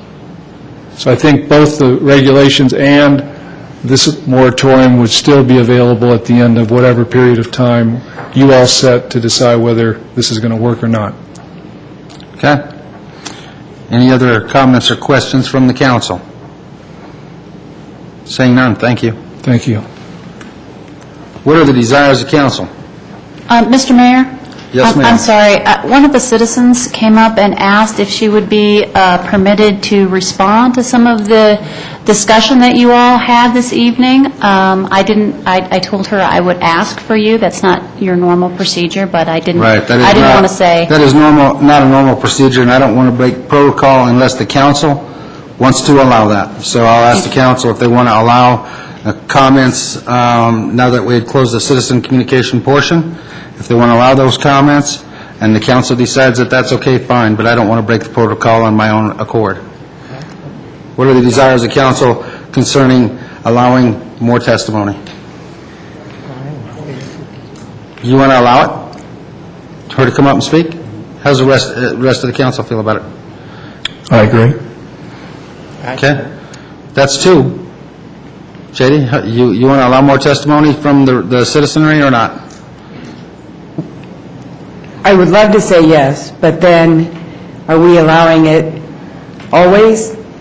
Are we allowing it, everybody in the audience? Let's be real clear what it is we're doing, because citizens, I believe, should be heard from. But protocol also needs to be followed. So, Ms. Stevens, you said one. Is that where it would start and stop? I just had one citizen come up and make the request. I don't know that that would be the limit. Ask if there's anybody else. Is it just one citizen? A citizen of the city, I'm sorry, but I think you were the Longmont gentleman? Yes, I was, but I have some good points to make. I would like to hear from our citizens if we're going to break protocol. So, If you're saying it could be more than one, I do have some responses to some of the discussion you had, so I would appreciate just a few more moments. Ms. So Cook. 2 or 3. if we're talking one, I guess I'm okay. Mr. Tita? You've heard enough? Mr. Moreno? Yes. Yes. Councilwoman Elliott? Yes. Mr. Bullock? I'll agree to one, be a spokesman for the citizens, but I don't want to open citizens' testimony back up, because I feel that if it's anything that is going to cause conversation from us, then it's just going to be a back and forth, and that is breaking protocol. You know, we always get to a point where people want to respond to what we say, but we've never broken protocol like that before. Okay. Would the council be willing to allow the one resident to come up and have the 3 minutes to rebut some of the stuff that was heard? Mr. Moreno? Just quickly, I'll say yes, and I won't presume that the citizens, I think you should choose your own representative, but I would strongly suggest that person be Ms. Collins, because she has had the most involvement to date, and I think would have the most to say. Mr. Benson, you're next on the list here. You know, I think it might not be the protocol of this council or Robert's rules, I'm not sure, but it's the general protocol in this country that the proponent of a measure has the right to go first and last. And that's why I would agree with this. Okay, thank you, Mr. Benson. Mr. Douglas? Yeah, I agree with that, too. Based on the situation, I mean, you know, as long as I live here, we haven't had this oil and gas issue come up to city council, and this is a big topic. And I think we owe it to our citizens to go ahead and ask questions after what we just had said. So I agree to allow her to come up and speak. Thanks. Okay. Mr. Bullock? One of their spokespeople for 3 minutes, I have no problem with. Okay. There is a consensus on the council to allow one representative to come forward from the residency and be given 3 minutes to talk about some of the information that we've been given from our staff. So please come forward, restate your name and address for the record, and you'll be given 3 minutes to address the council.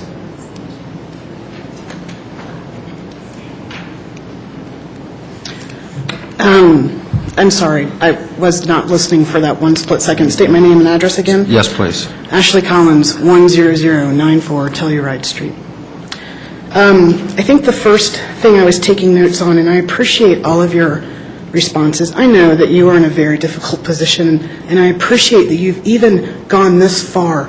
I really do. And I know sometimes I might sound more stronger than others, but it's obviously a very emotional issue. There are a lot of us that are very concerned. And I know you don't always see them or always hear from them, but a lot of us do. So I just want you to know I respect that you've come this far, but I do ask that you don't stop now. You keep using this word about you want to sit, you don't want to risk the chance of losing industry from the table during our negotiations. What are we negotiating for? In the business world, we negotiate where both sides stand to gain something. What exactly do we gain? What does the city gain in this process? Drilling, oil and gas exploration continues. We're not in any kind of position to say yes or no to that. So maybe it would help if someone could speak to me directly. What part are you negotiating on? I know what part the industry is negotiating on. It's profit. It's bottom line.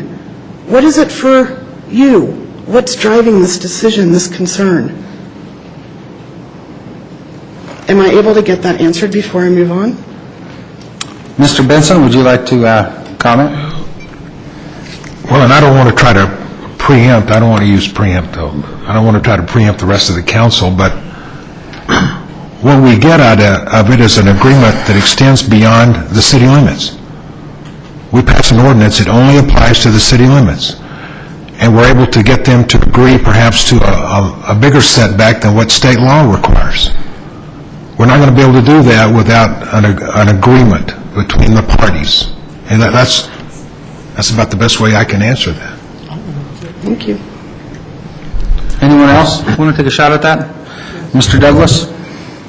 Well, I see that we need to bend the rules as much as we can and go to the limit. You know, I know there's two areas they can drill in industrial zoning and public zoning. And, you know, I would not like to see them do any kind of public zoning drilling. So, you know, it is what it is. When they came in, they were far ahead of us than as far as we know. So they're ahead of the game. So we need to catch up, and we need to ask those hard questions and put things out in front that are going to carry a lot of weight. But there are citizens behind it. Mr. Bullock? In essence, we are negotiating for what you asked for. Larger setbacks, screening, berming off of things, fencing around it to keep the safety of your children where they aren't playing around it. It is not that we can stop it, but you say to yourself, we know that they can do it. How can we have them do it in a manner that is the safest for our citizens? The number one thing that we asked for on our committee was the safety of the citizens. Now, if you can't stop a train from running down the tracks, you can put arms down to keep it from running over cars. We are trying to put the arms there for the safeties of the citizens. We are trying to do baseline air and water monitoring so we know what is there before they start, so if there's anything there after, we know who to blame. We are putting what you asked for in place. That, and if I'm correct, that is what the number one thing we ask for, the safety and welfare of the citizens. So if we can get a 1,000-foot setback, where there are setbacks in residential areas of 350, that has increased their setback by 700 feet. So what we're doing is doing exactly what you asked without putting you in jeopardy of losing other services.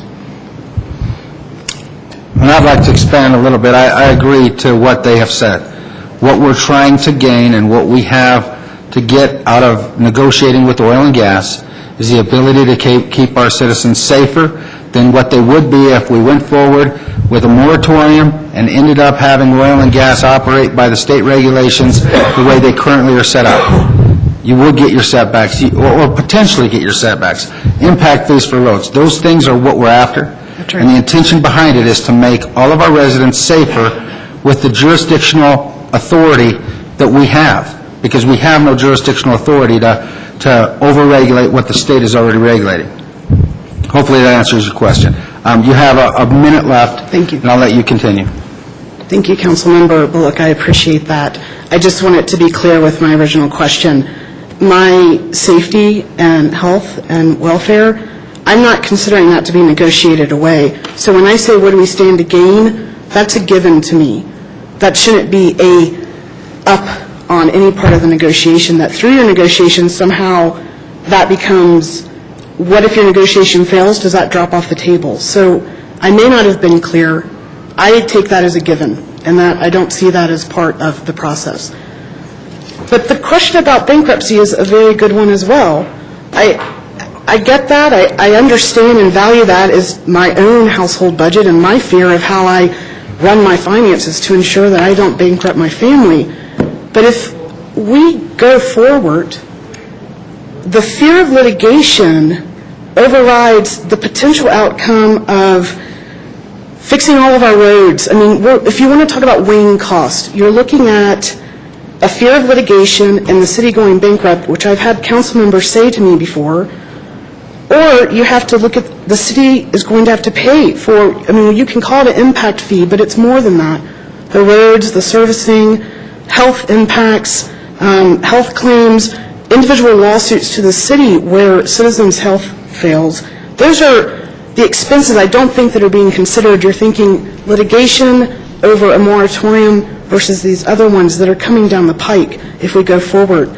I understand that a moratorium sounds radical. It's not, and it's nowhere near similar to the radical Boulder people that it's been referred to, because Colorado Springs has a moratorium, and I think those two juxtaposed between conservative and progressive, a moratorium has nothing to do with Boulder. It has nothing to do with being out there. It's not just some moratorium. There are plenty of conservative cities and counties that have pursued that.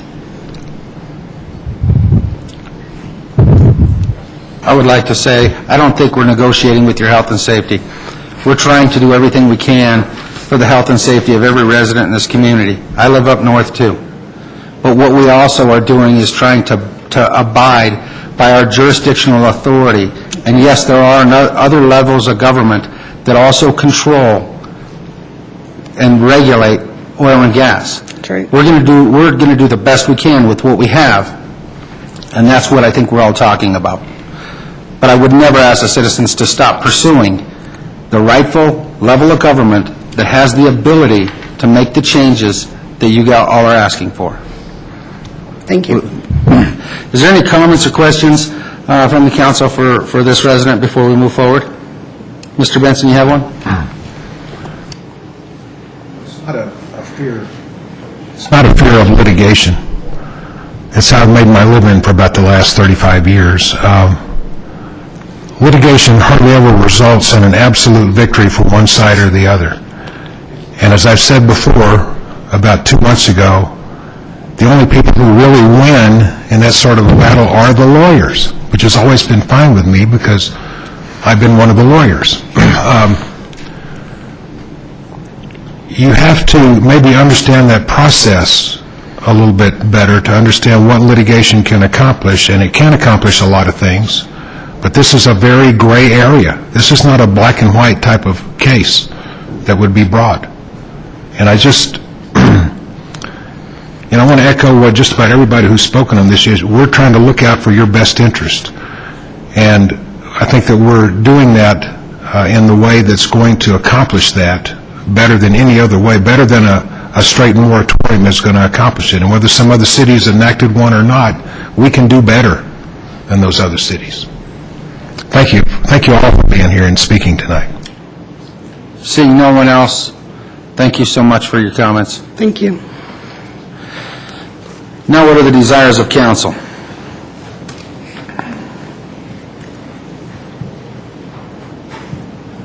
Can we take a 2-minute break? What are you going to do in 2 minutes? Mr. Moreno. Takes longer than 2 minutes.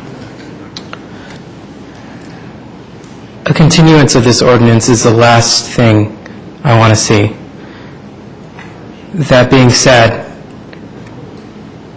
I can't help but think that it's the only weapon we have in our arsenal that if negotiations don't go our way in a memorandum of understanding, that we at least still have this, and we can impose it then. And so for that reason, and based on the recommendations of Mr. Barber and Ms. Collins, I move to continue Ordinance 1880 for 60 days. Councilwoman Carson. Off, not on. I will second. Mr. Moreno. Okay.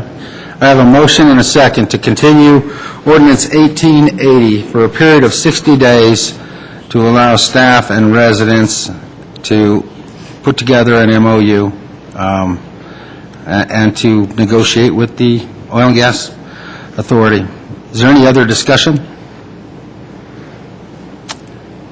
Plenty. Okay, Mr. Douglas. With that, you'd also have the council members there as well. We're meeting with the citizens and the industry just to make sure. I'd like to have that because I like to know what's going on firsthand, not second, and be more proactive in this. I feel that we can do more as a council to get this process rolling, and that's my position on that. Thank you. No, I absolutely agree. I wasn't intending for the council to not be involved. I mean, we'd be involved wholeheartedly. Mr. Moreno? I want to point out that I think that city council's tired, and the residents are tired, and the industry is tired, which is why I was so hesitant to make that motion. I would just ask that staff, in doing so, in making this motion, and I will amend the motion if necessary, that if we do receive a new permit, that we absolutely object, and we buy ourselves that extra time to draft this MOU and put it into place. And just to clarify, right now, what you've got on the table is the ordinance. We have an update later with regard to the Oil and Gas Committee and what's going on with there, and that would be the time, I think, to bring forward those kinds of issues. Correct. Thank you. So I have a motion and a second on the floor to continue 1880 for a 6-month period of time. I'm sorry, 60-day period of time. Thank you, Mr. Moreno. Well, seeing no other discussion, will you read the title, please? Ordinance 1880, an ordinance creating and declaring a 6-month moratorium on any land use, including surface or subsurface use, for the conduct of any oil and gas operations that include hydraulic fracturing or drilling activities within the city limits of the City of Commerce City. Thank you. I'll take a roll call vote. Since you're voting to continue this and not pass this, I'm going to set this up for a separate roll call vote, not for this ordinance. Thank you. So just a moment, please.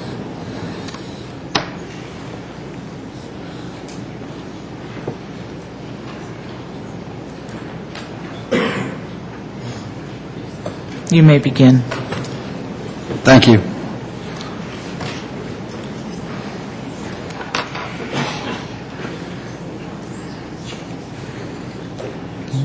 Yeah, we'll take a break.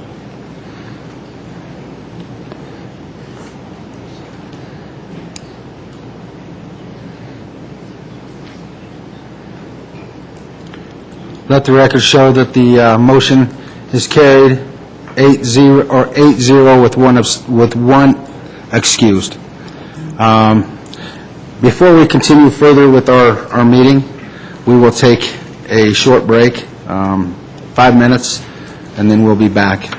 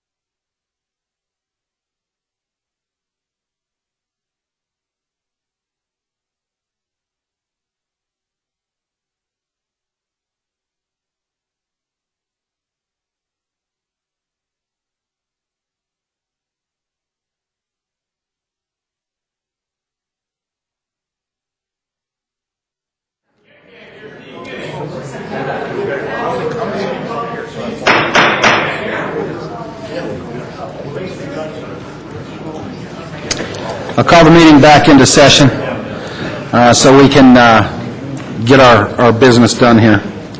Next item on the agenda is concerns with the upcoming or information on the upcoming RTD ballot issue.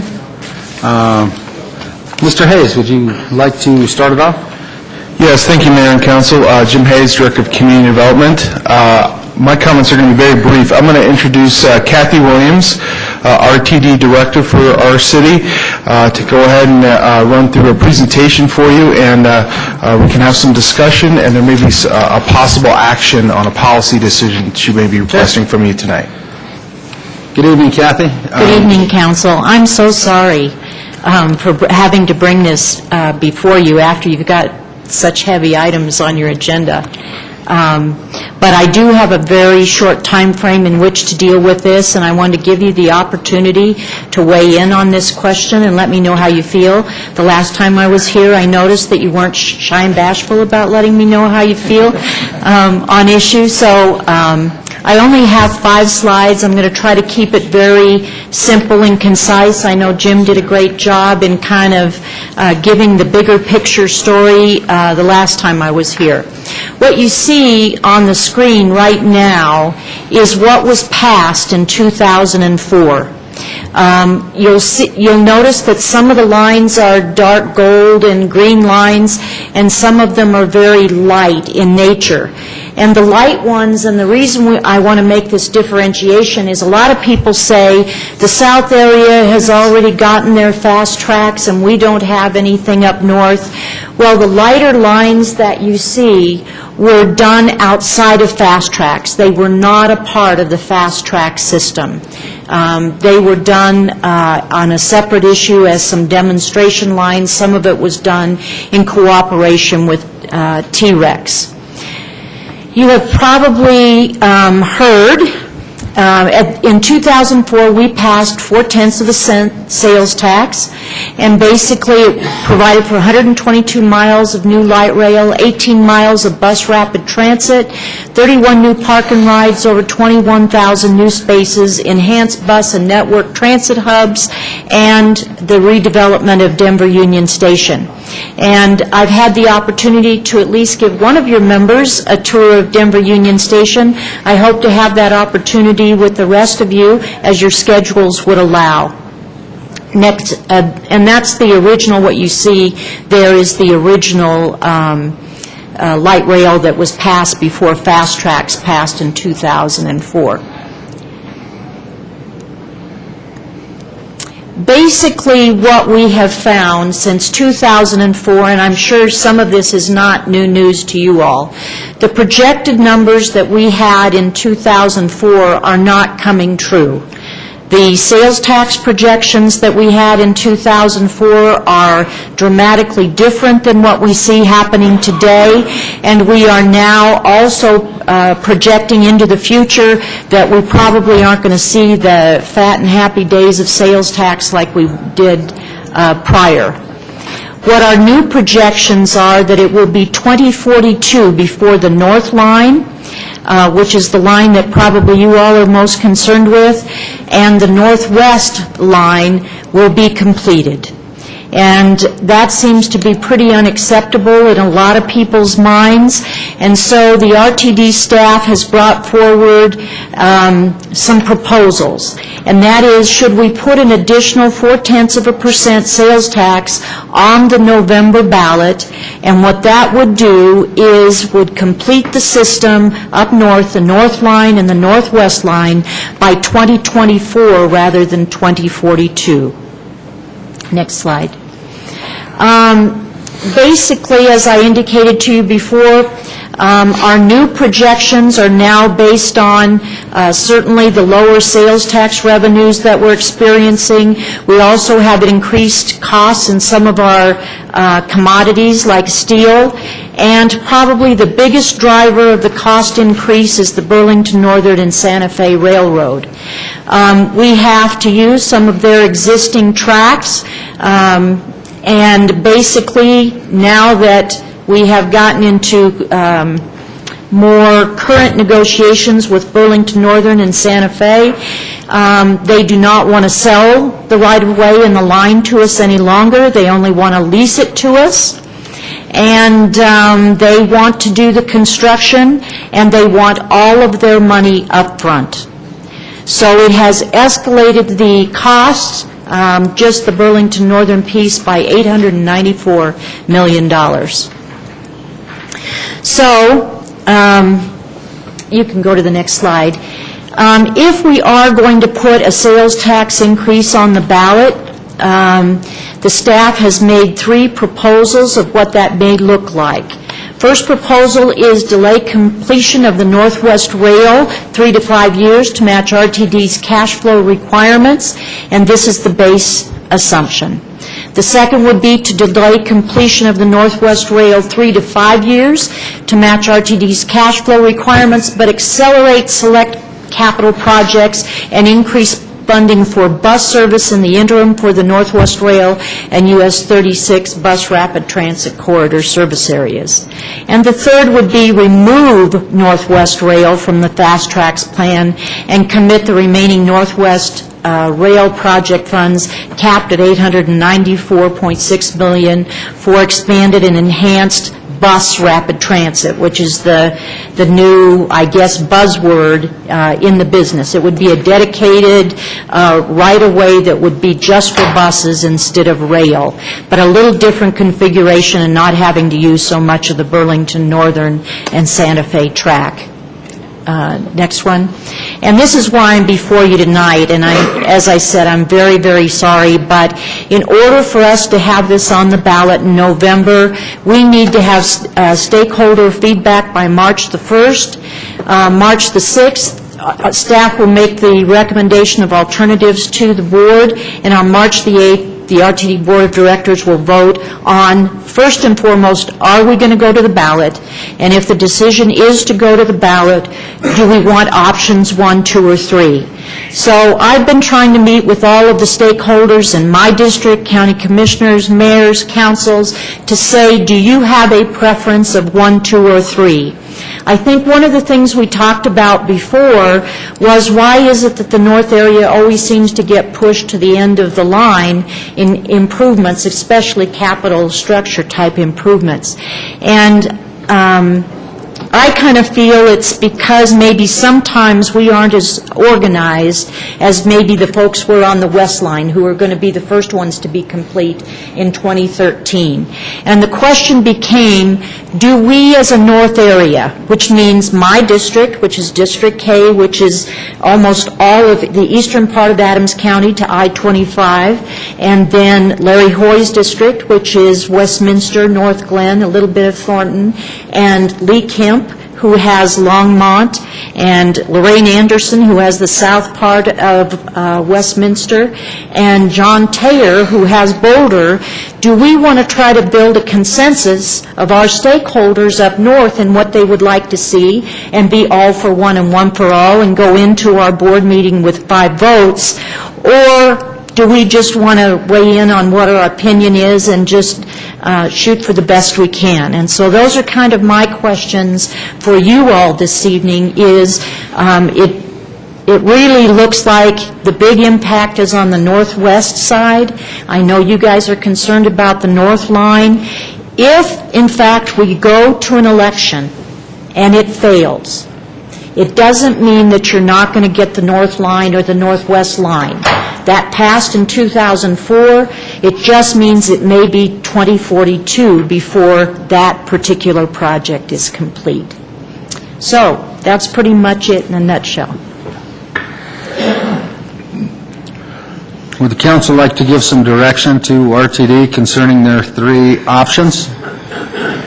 Mr. Benson. Can you go back to the first slide, please?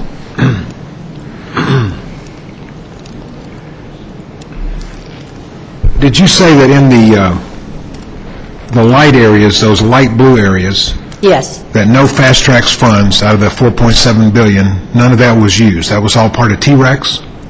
It wasn't necessarily just T-Rex, but it was not part of the 2004 Fast Tracks vote. Some of that money came from RTD, but not from the 0.4 of a cent. Some came from the 0.4% that's just for general bus service. All right, but that was 4.7 billion, and so you're saying only the dark blue, the 4.7 billion was spent on the dark blue? Right, up to this point, the dark blue, and I must say that some has been spent on the North Line. They've purchased right-of-way along the North Line corridor there. They have purchased some right-of-way on the Northwest corridor also, and of course to DIA. I mean, when you look at the map, it just, and I guess the 4.7 billion is covering the line from Union Station out to the airport, right? Yes, And it's covering the west goal line, yes.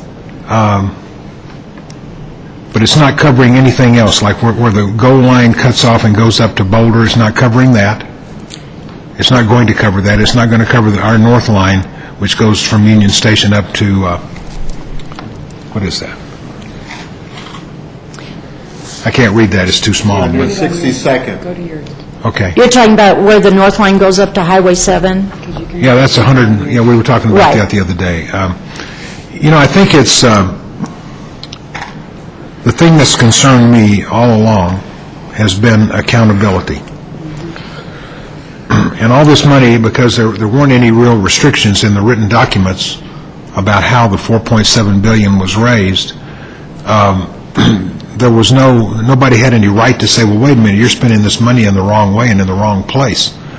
And I'm just wondering how we can tell our voters, yeah, we support this, unless we have something written in there that provides absolute accountability. In other words, I don't want any of this money to be spent south of I-70. I don't want one dime of it to be spent south of I-70. But if we don't put some accountability provisions in there, a lot of it could be spent there, and we're still not going to be able to do anything about it except complain about it. And that's not, I don't want to be complaining about this in 2042 because I'll be dead. But it's just, we just need some accountability. And let me ask you another question, that if it takes until 2042, if that happens, we would have the ability to change the location of our station, which somebody picked for us, I guess, 10 or 15 years ago, which is totally out of sync with what's going on in this city. And I've heard a lot of people say that station is in the wrong place. Now, we go out to 2042, which would be 30 years from now, we'd have the ability to work on a change to that station location, wouldn't we? Well, I don't know that that's true, because the legislation, or what passed in 2004, was very specific about where the lines would be. And so there would probably have to be some change in whatever the ballot language was in order to accommodate that happening. The other thing I might tell you is that a lot of right-of-way has in fact been purchased already, and EIS is done. So, I think the quid pro quo that we're probably talking about here is, when you begin to talk about things that go out to 2042, you do say, do we have some flexibility to make some changes that make some kind of sense? And I know I had a discussion with Mayor Ford about, it probably wouldn't be that much more costly to run a line from DIA to where your city center now is looking at, and that those are some of the things that we absolutely should be looking at as things change. Right. I mean, how many folks can really make a logical projection out to 2042 where all your growth and development is? I mean, it's not really that realistic. But to answer your first premise, is that there are three things that I am looking for, regardless of whether my stakeholders choose option 1, 2, or 3, or choose that they don't want to go to the ballot. And that is, number one, we've got to have accurate projections on sales tax. We have got to have better numbers and contracts related to what the expenses are, and we have to have accountability.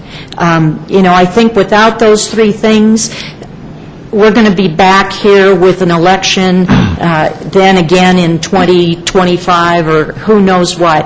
And, while I don't feel responsible for what happened here, all of us are responsible for the solution and trying to figure out how we're going to get some reasonable transportation to our residents up here.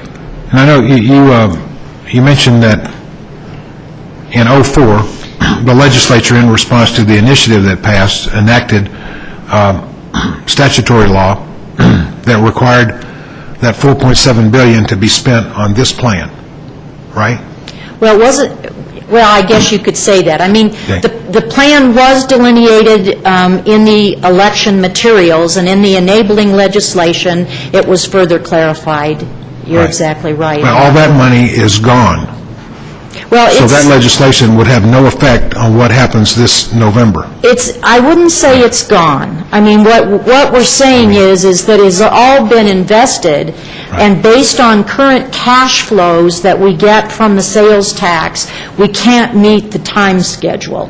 It's not to say that the money is gone and isn't going to be spent in the future on this particular plan. It just says that economically, from my perspective, the north area is disadvantaged for an additional 20 years that we weren't, that we were promised something that now is going to put us in a disadvantaged situation for 20 years longer than what we thought it was going to be. But all of that $4.7 billion from '04 has been committed, so none of it's going to be left to develop the North Line except for the rights-of-way that you're talking about, right? It's gone, it's committed, it might not be spent right now, but it's committed elsewhere.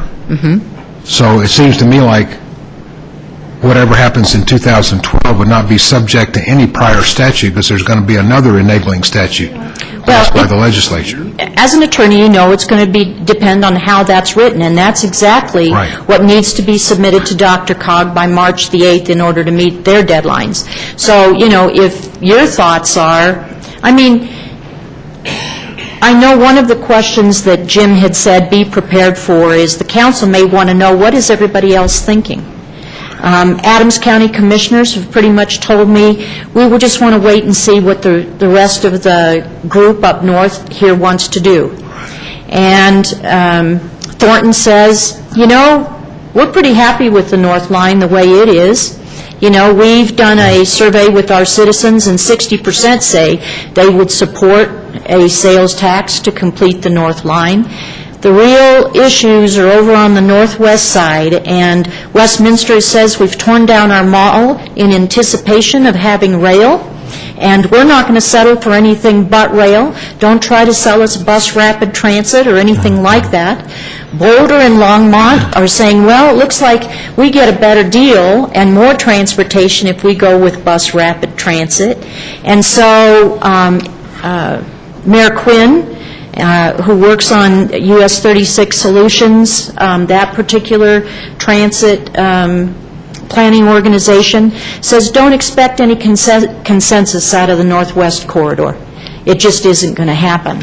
And so some of us are saying, does it make some sense maybe to wait another year or 2 years until we have a better sense of what each of our stakeholders want? Right. And if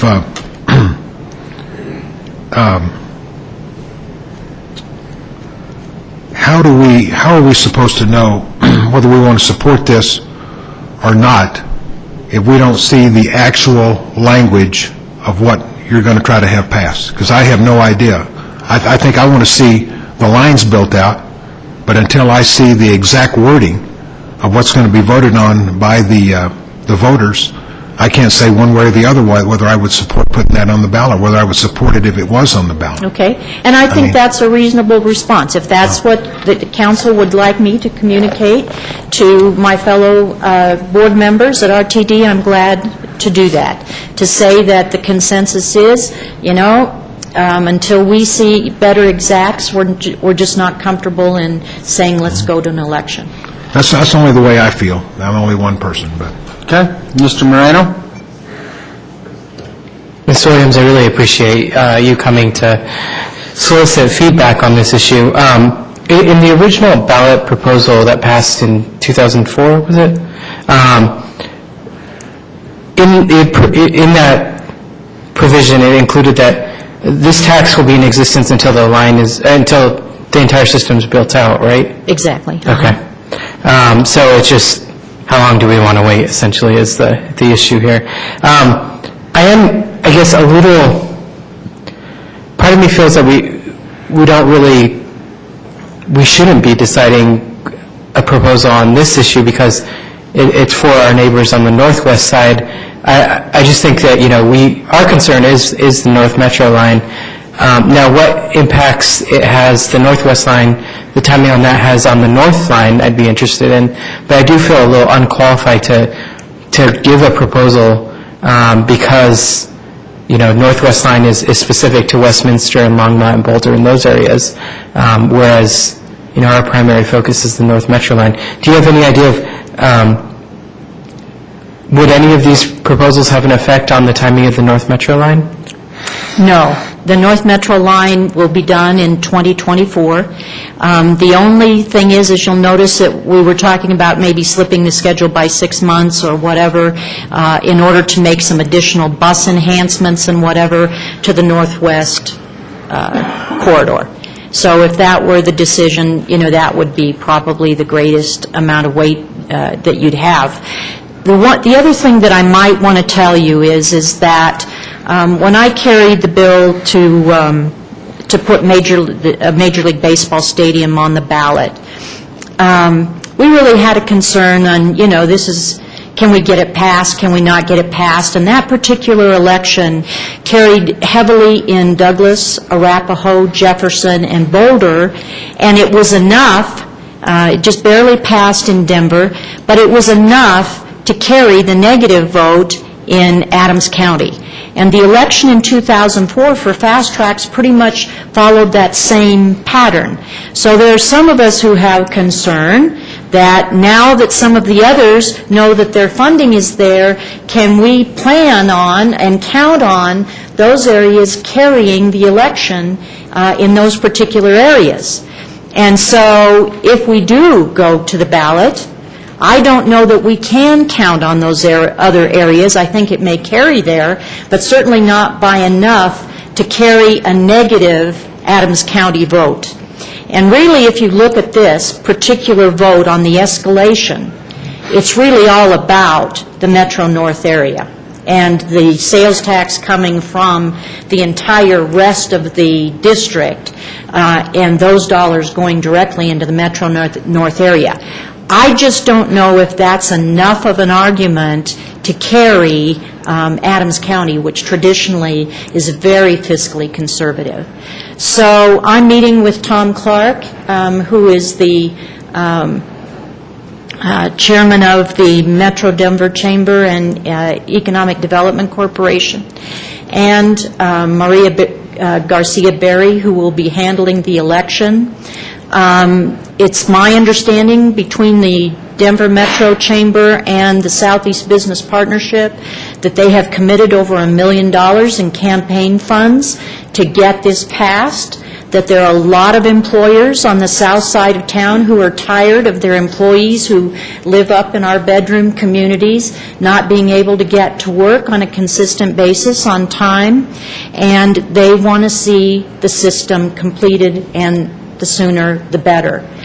I really want to see the polling that's been done. I want to hear from the horse's mouth exactly what they hear, what they've seen, what they've polled on, because I think this is a pretty big risk if we're going to put something on the ballot only to have it fail, because I don't think you get another bite at the apple 2 years from now. So, thank you. And just another comment, Mr. Mayor.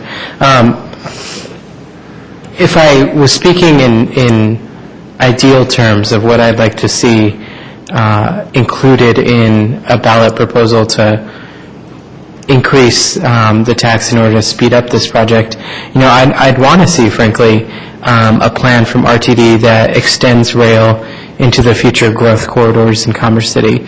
I'd want to see, like Mr. Benson said, accountability that says that these lines are priority. Money will not be going to the areas that have already received their share of the lines. And I know that those kind of things do in some ways open up the floodgates. You'll have Westminster and Thornton over here saying, well, we want a spur here and there, and but I just think that given the position of the North Metro area, I don't think it's too much to ask, considering how things have happened to date. Okay. Mr. Bullock.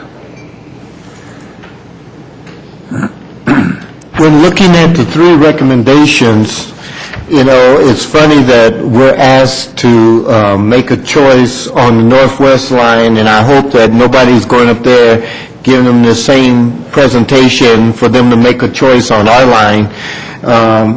But I find it difficult to, it seems like we're cutting them out of what they think they're due because they were part of that same 2004 vote. And I know that we're under a deadline for March answers, but looking at the three, the only one that would make any sense to me is number 2. And number 3 just seems to me that $894 million, if they didn't use it all for the expanded and enhanced bus rail transit, all of a sudden that money isn't going to go anywhere else either. It's just going to sit in that northwest line. And so I find it really difficult making a decision on their line. And it's a decision that when I was listening to the news and they were talking about this and cutting it, I'm thinking, wow, I bet you they aren't happy. And now I'm even thinking more, they aren't going to be even happier because we're making the decisions on how their line's going to operate. Well, and you can always say just exactly what the Adams County Commissioner said, and that is, we respect whatever their decision is on their line, and we'll support them in that. I mean, when I begin to look at, we have a 15-member board, Right. and, I think if 5 individuals out of an area are arguing for a case and trying to count votes on the board in order to get a particular outcome, your chances are much better than if we've got 3 that are voting for this and 2 that are voting for this and trying to each of us make a case for our own particular piece. So, my hope was if we could reach a consensus, that would be great. It just may not be possible. And but we certainly didn't have anything to lose by trying. Councilwoman Carson. Ms. Williams, thank you for coming. I'll just be real blunt. I don't support any of it. I don't believe that the voters are in the frame of mind to support a ballot measure such as that. It would surprise me if it passed. We've been trying to get mill levies passed for our school. We just spent a weekend in a planning retreat where we need to go to our citizens and ask for some things. This is very low priority on my list, and I would believe that it's probably pretty low priority on a lot of people's list. I don't believe the South can carry things. Why should they? They have everything they need.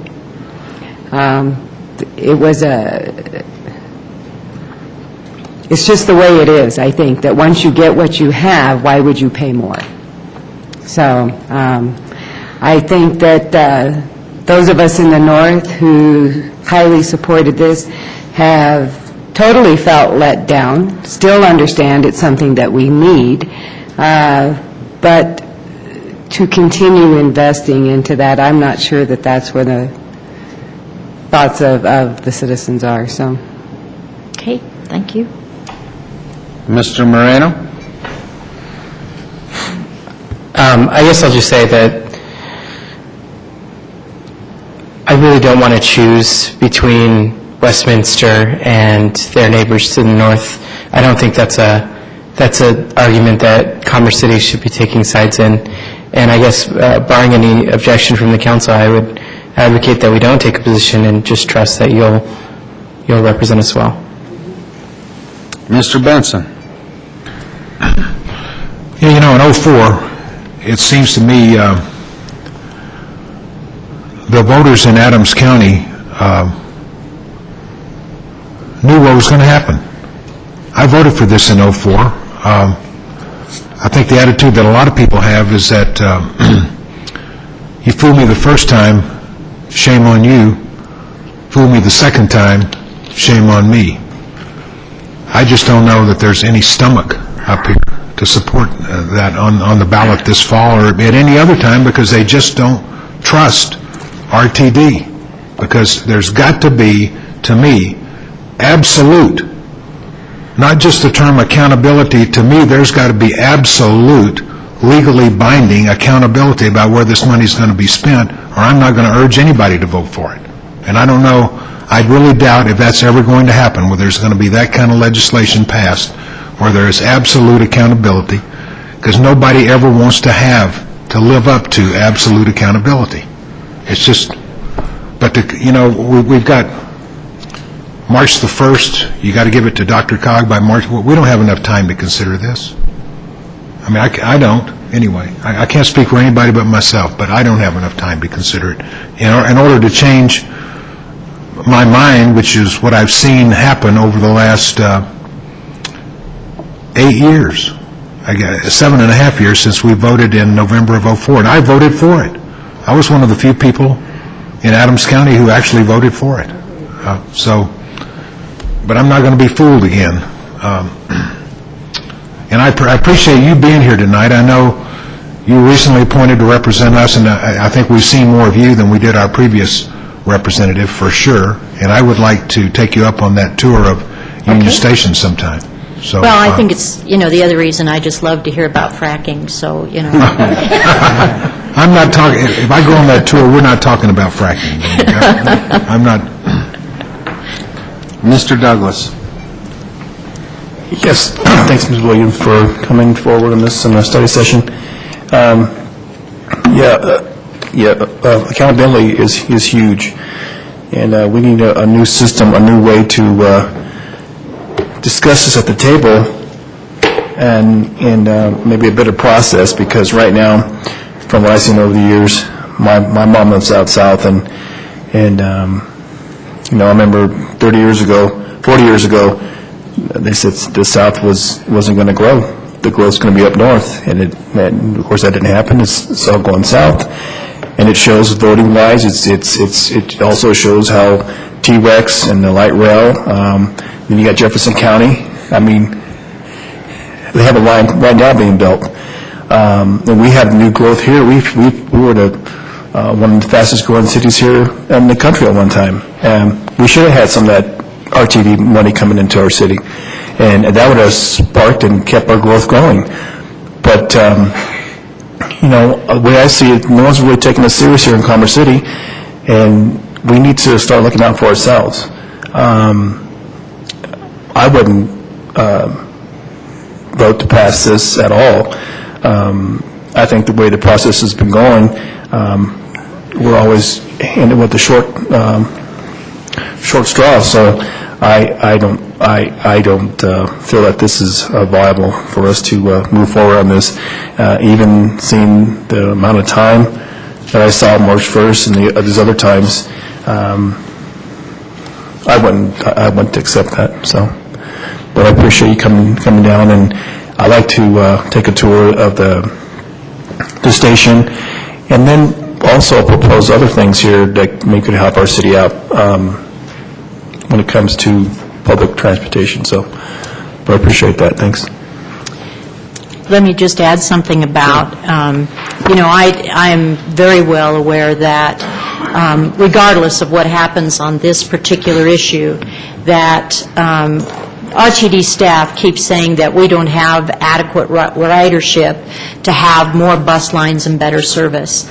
And it's really kind of interesting to me that I know after my conversation with Mayor Ford, he was talking about you have an individual who has a handicap who used to come to your meetings all the time, and now that you're out here, he can't get bus service. Well, it's interesting. I went to a training on accessibility transportation. It wasn't given by RTD, it was given by an organization called Dr. Mack. And they gave me a brochure that was this tall and this wide that had different mobility providers on both sides for seniors and people with disabled. And I think the thing that it pointed out to me is we've got a lot of bifurcated things going on and that our citizens don't know what is available out there. And so I'm working with RTD staff right now to do a mobility training, number one, on the community access channels within my district. The second thing is that we need a flyer that is simpler, that is just for Commerce City, just for Brighton, just for Thornton, and that we can really begin to work with our residents on getting them to where they need to go, number one, and number two, even to a bus stop, or how to ride the bus, or any of those things.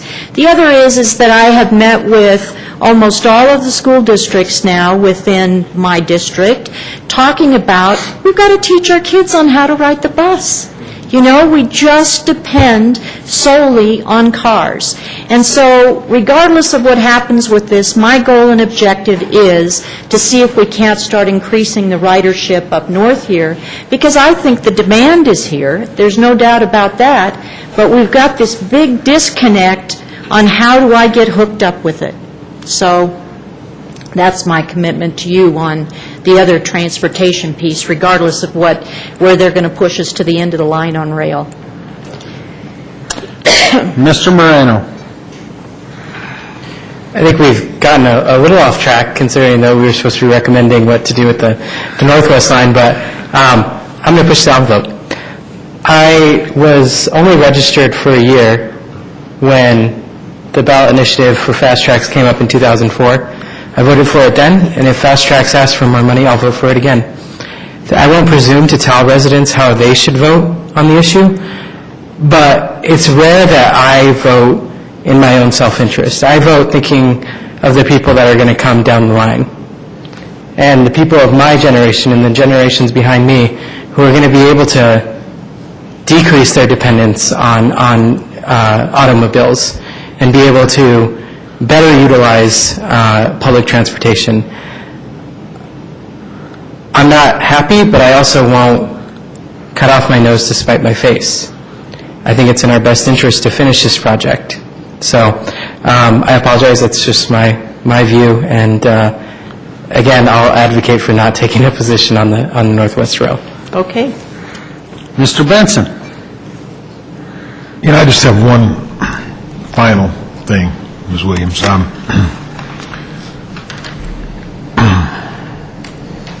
What is the prediction for the increase in sales taxes over the next, say, 15 or 20 years, 5 years from now, 10 years from now? What percentage increase is the RTD board saying that sales taxes on a metro district-wide basis are going to increase by 1% a year, 2% a year, 3% a year? What is that right now? I mean, the bondholders obviously want to see that and be convinced of it. The people are going to buy the bonds. Well, Do you know? RTD has gone from one source of predicting sales tax, which is what they used in the 2004 election, to now two sources. And they tell me that their two sources are saying 3%. I'm not sure that I'm at that number of 3%, but I feel comfortable enough that they are now building in a contingency that if they don't meet the 3%, because I happen to think it's going to be probably more like 2.5%, that we can still meet those projections. I remember the discussion at Dr. Cog maybe 2 years ago where the prediction was 4%. And I made this statement here before. Dr. Cog wrote a letter, and it's very rare that they use this kind of language, but they said that was insanely optimistic. Yes. Have you seen that letter? Yes. No, I haven't seen the letter, but But I 3%, have to agree it was insane. 3% is getting there, and I think I would tend to just about agree with your 2.5% assessment of that too. But If it's 3%, then they're coming down to something that would be reasonable. So, thank you. Thank you for being here tonight. And Sure. like I said, we've seen a lot more of you. How long have you, has it been since you were appointed? I was appointed on December the 20th. So you've been 2 months on the job, and we've seen more of you already than we did the person that we elected in 2010. So thank you Well, for taking your job You're seriously. entirely welcome. Now it's my turn. First of all, Ms. Williams, I'm really glad that me and you had the opportunity to sit down for a lengthy, good discussion with some of our staff, and you know what my primary concerns are. My position on this stuff is I would have to agree with my Mayor Pro Tem at the fact that we shouldn't be driving something for the Northwest Rail. And when we need something from them, we want them to take the same position so that we can move forward with our needs. However, with this economy and what everybody's being faced with as far as taxes, would be my preference to see stuff pushed out at least a year to see where the economy goes. Because, like you said, once you take a shot, it's going to be a lot harder if you fail. Also, I think that would give some time for RTD to be more aware of Commerce City's needs. Some of our needs being that extra bus services for our northern residents and other loops here within the core part of our community. And if we can start gaining some trust back with RTD, it makes it easier for us to believe that we're working with a partner that we have the ability to move forward with a long-range plan. So I just think that there's been a lack of confidence, and we need to work on rebuilding that. But I do know after our planning retreat, our staff has told us that ridership is up. I know that our staff is always meeting with RTD and pursuing our interests, but I do think we've been left behind, and we need to get more improved transportation pieces as far as the bus services and some training to our residents through our recreation facilities and things of that nature on what's there that RTD does offer and improve those measures. And if you can prove to me that we have a partner in RTD, then I'll take a lot better look moving forward in the future. But right now, it's just too short of a time frame for me personally. With that said, I really appreciate you coming in. I think you have a good feel for the council right now, not wanting to pick one of the three. And I appreciate it if you would carry that message to Westminster. And I will tell you that we have seen a lot more of you than we have seen any of the board members in the past, because I was on this council for 8 years prior. I did have a 4-year gap the last 4 years, but it's nice to see you in our community, and we would like to see you as often as you can get down here to give us updates. So we thank you, and look forward to the next time we meet.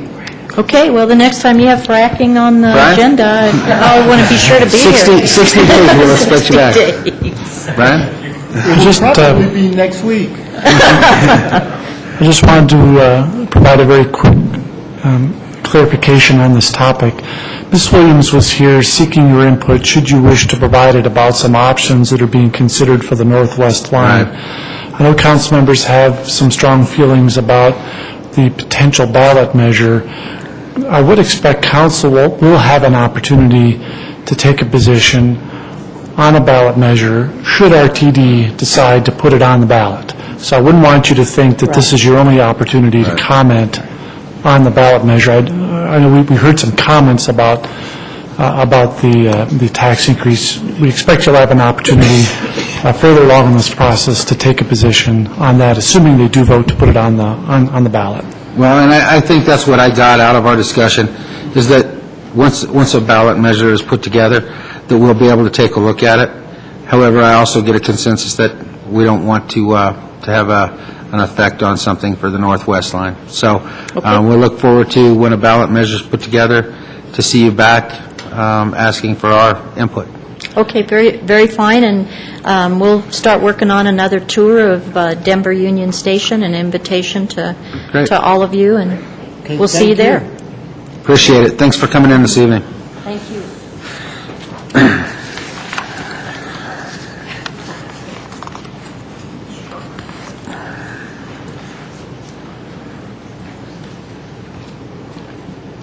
Next item on the agenda is going to be a study session item dealing with organized event permits, entertainment licenses, and noise regulations.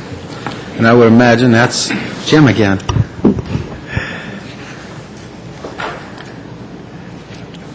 Thank you, Mr. Mayor, members of council. Jim Hayes, Director of Community Development. I'm going to tag team this presentation with Commander Chuck Baker from Police Department tonight, kind of in three parts. We're going to talk about organized event permits, entertainment licenses, and then the third part will be noise regulations, where I'll hand it over to Chuck. Okay.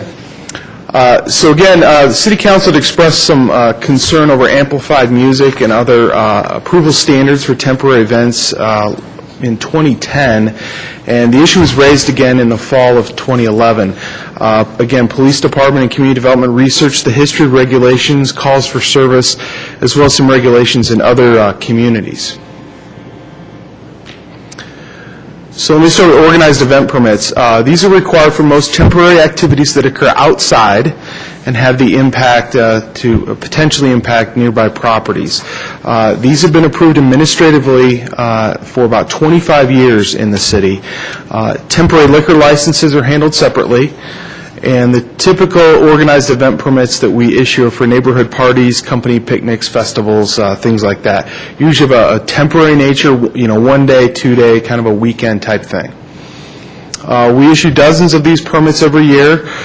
Typical permit timing from application to issuance is 2 weeks. However, I will say we do get some applications on Wednesday and Thursday for an event on Friday, just because some people are unfamiliar with our process, so we do our best to get those issued as quickly as we can. Those permits are reviewed by city staff and routed to police, planning, building, neighborhood services, which is code enforcement, public works, as well as outside agencies such as the fire district and Tri-County Health. I'm not going to go through the full review criteria here. I'm going to go ahead and jump ahead to a certain standard here that, given the variety of circumstances which fall into this category, the director, in this case me, I can impose addition to the standards any standard or requirement that's deemed reasonable to protect public health, safety, and welfare of not only the participants of the event, but also the public. A lot of times those are referral comments that come like from the fire district, Tri-County, building department, things like that. We make sure and add those as conditions right on the permit.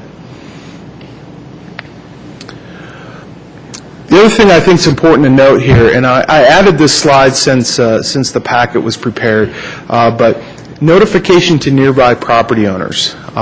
We do a notification of property owners within 660 feet if 3 or more of these 5 criteria are met with the application. Number 1 is the event will occur on 1 or more calendar day. If any part of the event will occur after 8 p.m. or before 8 a.m. If attendance at the event is reasonably anticipated to exceed 200 people. If alcohol beverages will be served during the event, they do not have to be sold, just served. And then if live or amplified sound will occur during the event. Again, if 3 of the 5 or more are present, then we do a referral to the community. In 2011, we had 54 organized event permits were issued. Only 6 required public notification. So just a little over 10% that met that criteria. We did look at other Denver area communities, and most approve these type of events at the staff level, again, administratively. We did actually find some communities in California that send larger events to the city council for approval, but that would add 45 to 90 days to the process. And so, in our opinion, the current process actually works pretty well with very few problems due to that additional notification requirement that was put in a year ago. So now, entertainment licenses. This was an amendment to the municipal code that includes entertainment licenses. These are needed for any business that utilizes amplified music. No longer related to liquor licenses, really takes the place of the cabaret licenses. And there are 2 classes of licenses, but again, neither of these require a public hearing at this time. I'll try to explain this as simply as possible with the slide here. if there is live music incidental to the event, for example, if there's a live band at a wedding, and the property is within 2,000 feet of residential, it's a Class 2 license. If there's live music primary to the event, such as a concert where people are coming to see the band, not to just come to a wedding, but it's still greater than 2,000 feet from residential, that's a Class 2 license. So if there's live music primary to the event, in this case, again, a concert, and is within 2,000 feet of residential, it's a Class 1 license. The impacts of alcohol sales on these two types of licenses: if it's a Class 2 license and alcohol sales is taking place, they only need a liquor license. But if it's a Class 1 entertainment license and alcohol sales is taking place, again, not free giveaway alcohol being served, then a liquor license and a conditional use permit is required, which does require City Council approval. We do have a separate study session that we've scheduled for early April to talk about that component of the Land Development Code, so I wasn't going to get into that tonight necessarily, but definitely willing to take feedback on that, but we will have more detailed discussion about that in about a month. So I'm going to turn over to Commander Baker, and then both of us are available for some questions. Good evening, Chuck. Good evening, Mr. Mayor, member of council. Chuck Baker, I'm the Patrol Division Commander with the Police Department. I wanted to show you this slide. I showed you this slide previously. We've added the numbers from 2011. I'm intended to give you some perspective here. If you look at the bottom where it says all CFS, that's calls for service. So over any given year, we handle, 72 to 83,000 calls for service. In 2011, we handled, with 50 police officers in patrol, 72,689 calls for service. Of those calls for service, 900 of them were related to noise and noise complaints, and it's broken up into the primary categories for noise: dog barking, music, and loud parties. That fourth category is a phone message or a text message to an officer asking for information related to loud music or music complaints. One thing I'd like you to notice that in 2010, we passed the ordinance that clarified what is reasonable and unreasonable noise, or the definition for unreasonable noise. And we had 401 loud music complaints, 2010 category there. As you can see, in 2011, we reduced that total number of calls related to loud music specifically to 314. And the majority of our calls are loud music or loud parties.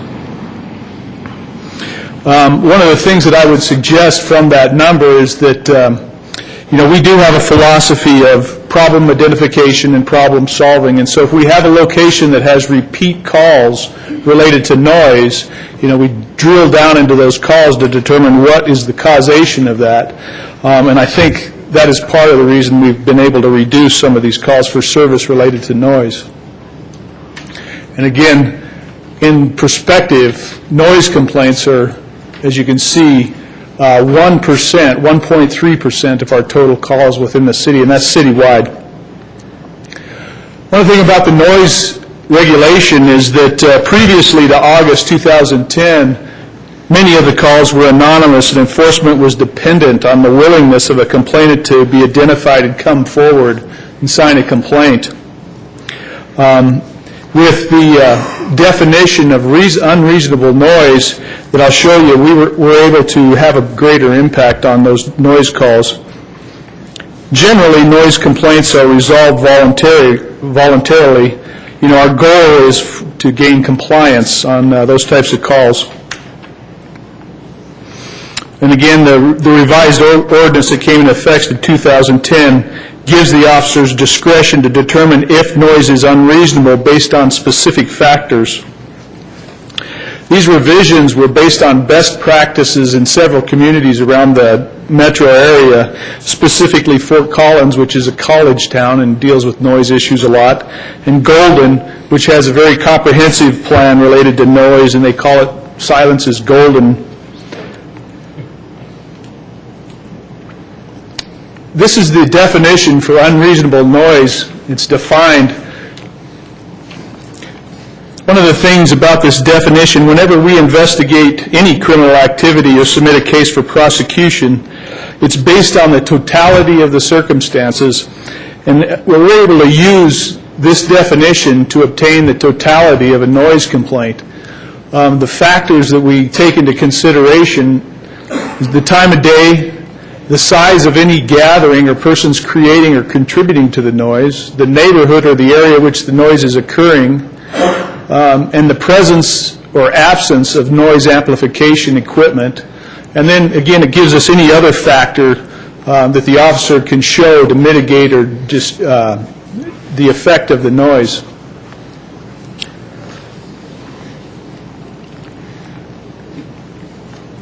Previously, just as some final thoughts, the noise definition of unreasonable gives us discretion for us to, resolve problems, and gives the officers guidance in determining if noise is unreasonable. And we've talked with the courts and the judge particularly related to that definition and our ability to use that information. One of the things that we have found that has worked is our recommendation previously was to require neighborhood notification of events with potential impacts. And what we found is that if you advise a neighborhood of what the impact is going to be and what they can anticipate, the duration of the event, the type of the event, the traffic impacts and the noise impacts, if a community is aware of an event that's going to occur, we've found that they have more understanding to the event, particularly in duration, and they're less likely to call 911 and complain on the event if they know that the event is occurring. And again, our recommendation previously was to place restrictions on amplified music.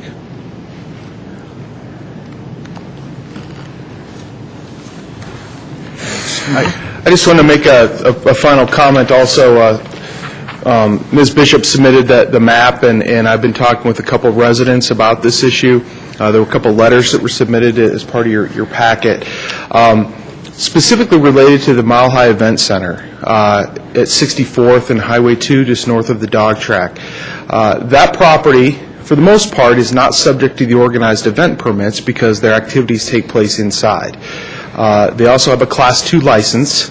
On some occasions, they have requested OEPs when they do have some outside events during the summer, and we have issued those. I took a tour of the facility with the property owner and the chief building official, and got a tour with the tenant, and he's made several improvements since last summer when the tenant took over the space in July, where he's improved the HVAC system, which should allow them to keep the door closed a lot more during the summertime, and they've also added a lot of insulation on the east side of that property. All that being considered, it is still very close to residential, as evidenced by the map, and so the property owner and the tenant are very cognizant of the issues that they need to do to be compatible with the neighborhood. I just want to add that as some context. So, thank you. Okay, let's go into the comment and question portion. Mr. Moreno? Jim, you mentioned, I saw a lot in the packet here about live bands. Are DJs regulated in the same way as live bands? That is a great question. We're taking the approach that if a DJ is there, it's incidental to the event. We had some discussion amongst the staff that nowadays the DJ can be considered the event. And so if we need to do some clarification based on some policy direction from council, we can definitely do that. I think that'd be helpful because, I do think there are events where the DJ is not incidental, like you said. Can you go into a little bit of an explanation on what exactly the difference is between Class 1 and 2? How do you characterize Class 1 and 2 again? Sure. Let's jump back to that. Okay. Again, neither one of these requires a public hearing, but Class 2 is if you have live music incidental to the event and it's within 2,000 feet of residential. It's considered Class 2.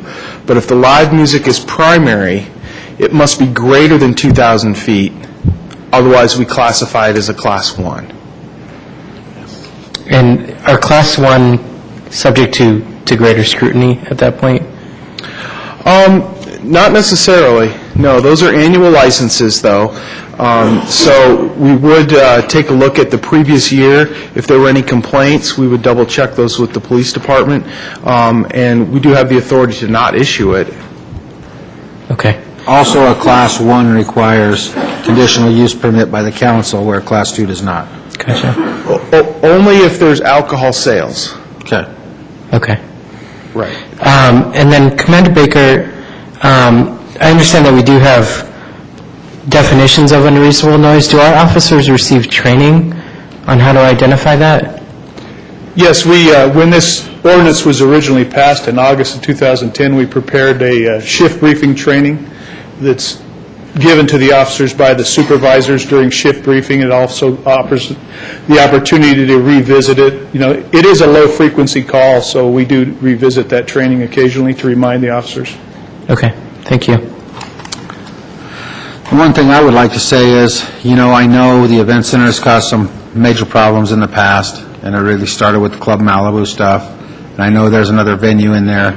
And tonight we had a resident mention the one near Laborio's that is near the senior center and stuff, that if the police get a call, I want them to go over and I want them to do their best to talk to the owner, whatever is necessary to reduce that noise. I also wanted to ask you, if one of these cars, a young kid going on the road with that bass vibrating, the car three behind them, that is just as annoying as anything I've ever seen, or vibrating the windows on your house, do you guys have the ability to pull them over and cite them for a noise violation? Again, we would use that same determination, of unreasonableness. Again, depending on the volume, the amplified, the time of day, the people that are around, yes, we could. Okay. And do you practice that in the department? It's very low frequency. It's a difficult violation because of the fact that it's, moving, so we don't see it too often. And I just was curious, because there's times where you can sit at a street light and you can't hear yourself think, and I can't imagine somebody living next door to something that would feel the same to them. So whatever efforts you guys can offer from a patrol opportunity, I appreciate it. Point taken. Yes, sir. Any other comments, Mr. Moreno?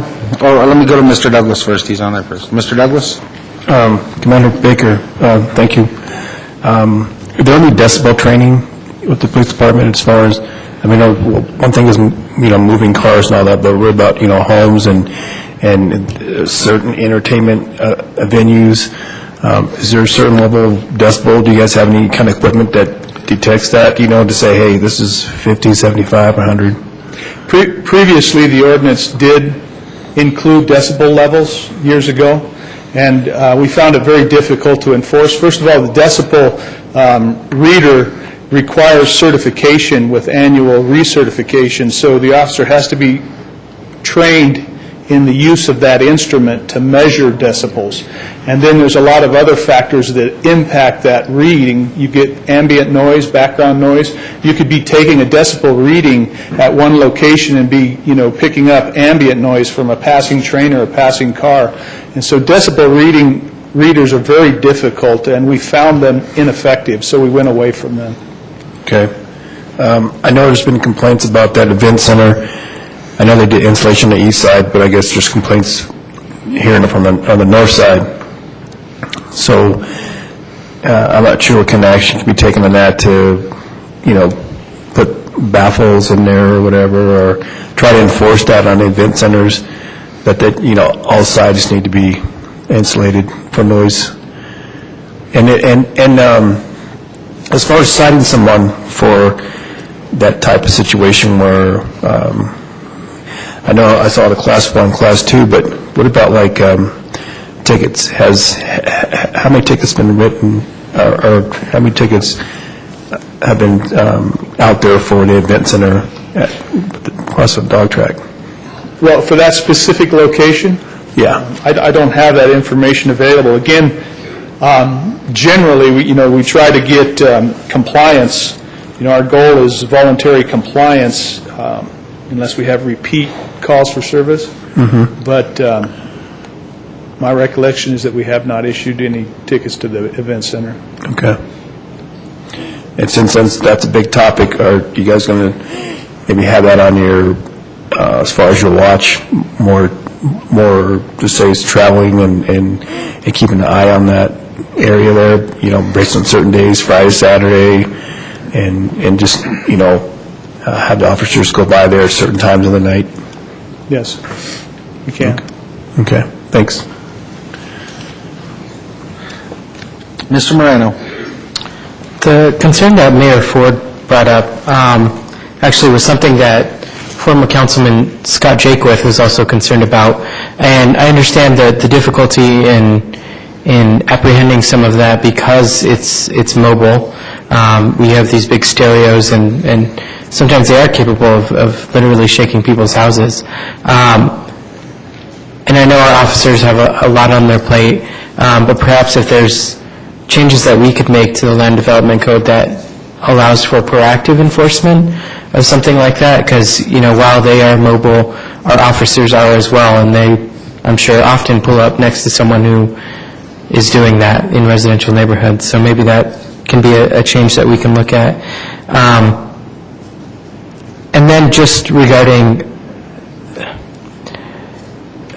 the issue of our officers having discretion, that's actually some of the concern I've heard, is that, even though it is subject to discretion, which you would think would allow for more restrictive enforcement, that it's still dependent on the individual officer that responds to the scene, and some are more lax, some are more strict. So I guess, I don't know how that can be addressed, but maybe just greater sensitivity on the part of our officers when they do respond to calls like that, because it is an inconvenience, I think, for neighbors. Last thing is, on organized event permits like that, do we specify an end time for those events? Yes, absolutely. We write that right on the permit. Usually it's a specific time that's requested by the applicant, and definitely we take into consideration the referral agency comments as part of that. Can, for example, though, an applicant request 4 a.m. as an end time to an event? Theoretically, they could, but again, if they're going to exceed one of these, 3 of these 5 criteria, we're going to provide some notice to the neighborhood. So if it's going to be over 1 calendar day, which in that case it would be, and they're going to be beyond 8 p.m., you add in any one of those other 3, alcohol, more than 200 people, or amplified sound, we're going to notify the neighborhood. We do have reasonableness on our end, too, and I can't imagine that we would approve such a permit. Okay, because I know there is notification of the neighbors in that area, but what's the recourse for a citizen that disagrees? Is it just notification? There is no recourse? I mean, yeah, unfortunately, essentially, they're going to have to trust in this case, the community development director to exercise discretion over how late is too late. I mean, we're going to provide notice. We receive input from, again, police, from the neighborhood. We're going to take that into consideration in terms of issuing the permit. And I've discussed this issue with Ms. Stevens before, but perhaps it's something we could get on a study session in the future, this idea of quiet hours, citywide quiet hours that, as a resident, you're entitled to, whether it be after 2 a.m. to 6 a.m. or whatever it may be, that you're entitled to quiet hours during that period. I don't know if that's something that we could look at, but, I would definitely like to see a study session on it in the future. Councilwoman Carson. Well, this is a silly question, but on your noise complaint type,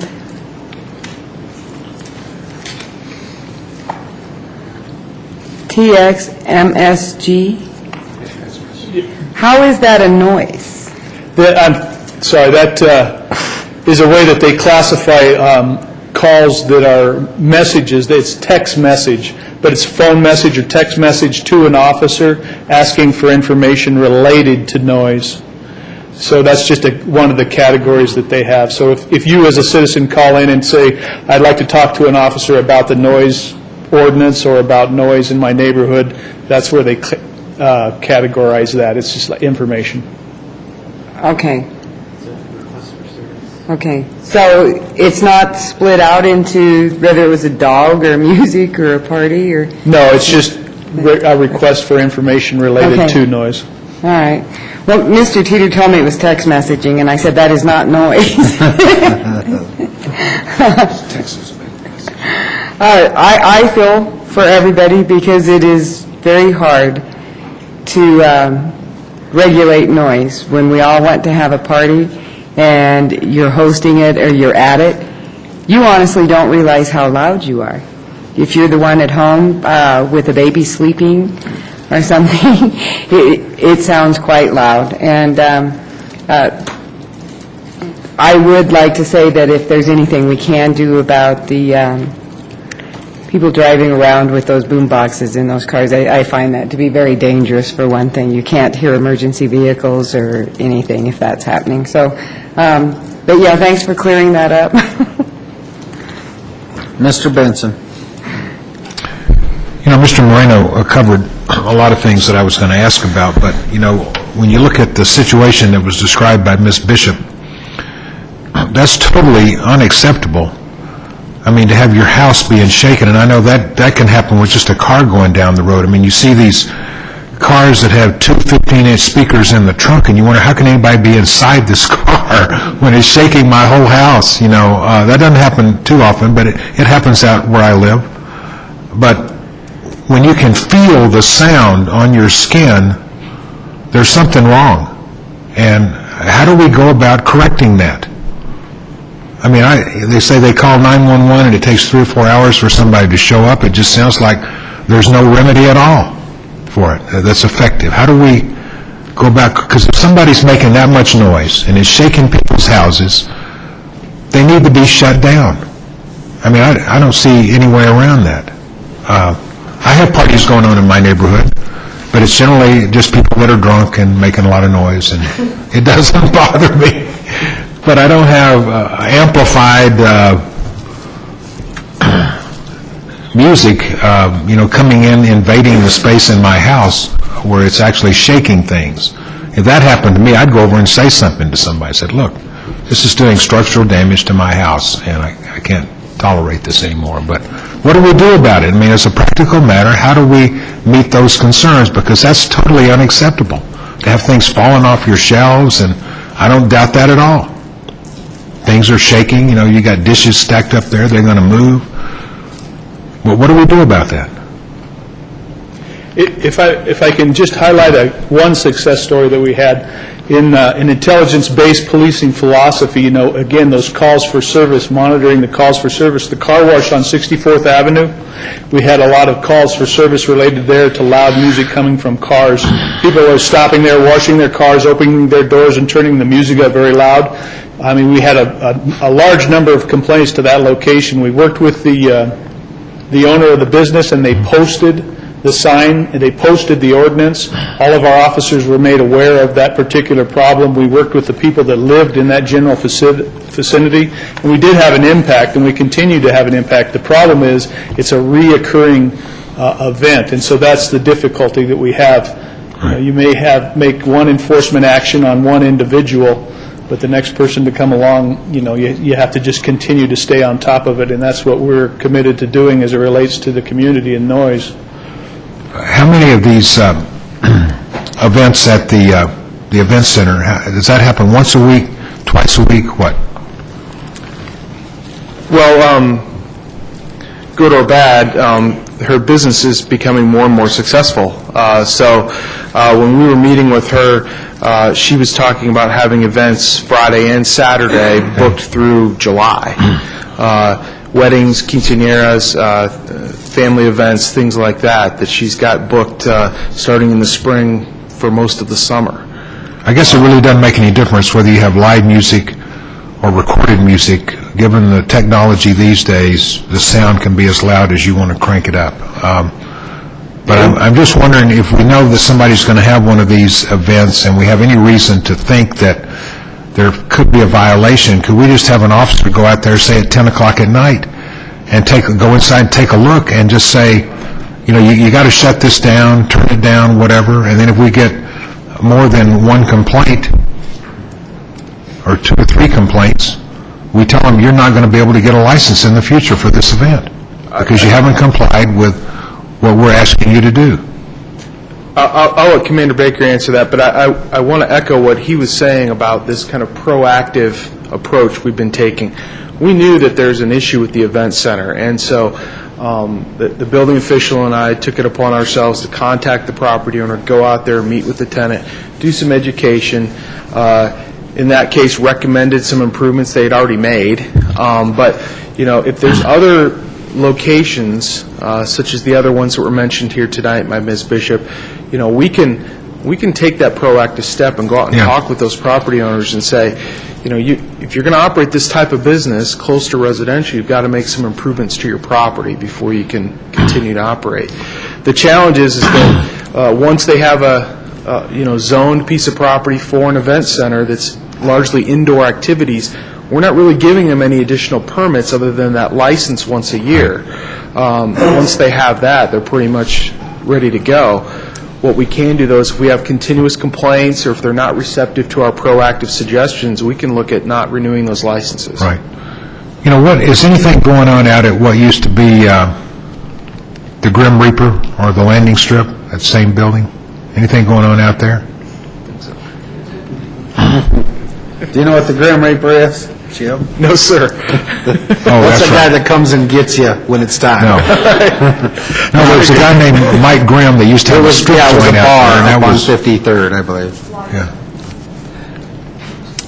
They shut down the strip joint and he turned it into were there alcohol sales there, or was it a non-alcohol? Hard Rock Club. It was a Hard Rock Club. Hard Rock Bar. And that went out of business also, but that would seem to me to be the perfect place where you can crank it up as loud as you want, really. It's not around anything except industry. But I can sympathize with these people about this noise. I mean, I can't even hear that well, but it would bother me too. So I'd feel it, on my... Since August of 2010, we've only had a very few 2 calls for service to the event center related to noise. The other piece is that we've added to the permitting process on the police department's request was to identify the person responsible for the event with an immediate contact number for them. And then that permit, a copy of that permit is provided to the watch commander that's working the shift that night. So they have the direct access to the person responsible to that event via cell phone usually. Well, see, the good thing about this issue, unlike fracking, we can do something about this. This isn't preempted by state law or any other law. So I just want us to do what we can about it. So, Okay, Mr. Douglas? Yes, I'd like to see this at a later study session. I'd like to say it's in April, right? This is going to be an April study session already? No, what we were planning on bringing back in April is the alcohol conditional use permit section of the Land Development Code. Absolutely related to this. We can bring it all up at the same time because I think this is a good, groundwork for that discussion. All right, because I know here in the Section 6, 2011, unreasonable noise, so maybe we should look at a stricter noise ordinance, because it has a lot of, 6 exemptions here. That's something we could look at and see if we can tweak that to make it more stronger, because, like I said, it's, once you get your permit, it's good for a year, and then you should have something in there, depends on how many violations or calls you get. Same thing with the liquor license. How many calls police come to a certain event? Karen? While the license is good for a year, it can be revoked. So if we had a business that was continuing to have violations there is an ability to revoke that business license for that particular reason. Within that year, right? Instead of waiting until the year's up? Right, that's exactly Yeah. right. It would All right. require a hearing, but we could do that. Okay, thank you. Mr. Moreno? We use it in disorderly conduct. Last thing I promised, it's not really related to the noise issue. Do residents, I imagine since you have a category here for it, do residents have the ability to text message the police department if there's an issue? That technology is probably coming, but there's many flaws with that technology. There's no way to track texting like you can track a phone call. There's no way to transfer text like you can transfer a phone call. So if a text message comes to our dispatcher, they can't transfer that to somebody. It's stuck there. Eventually, the technology will be there, but not currently. Gotcha.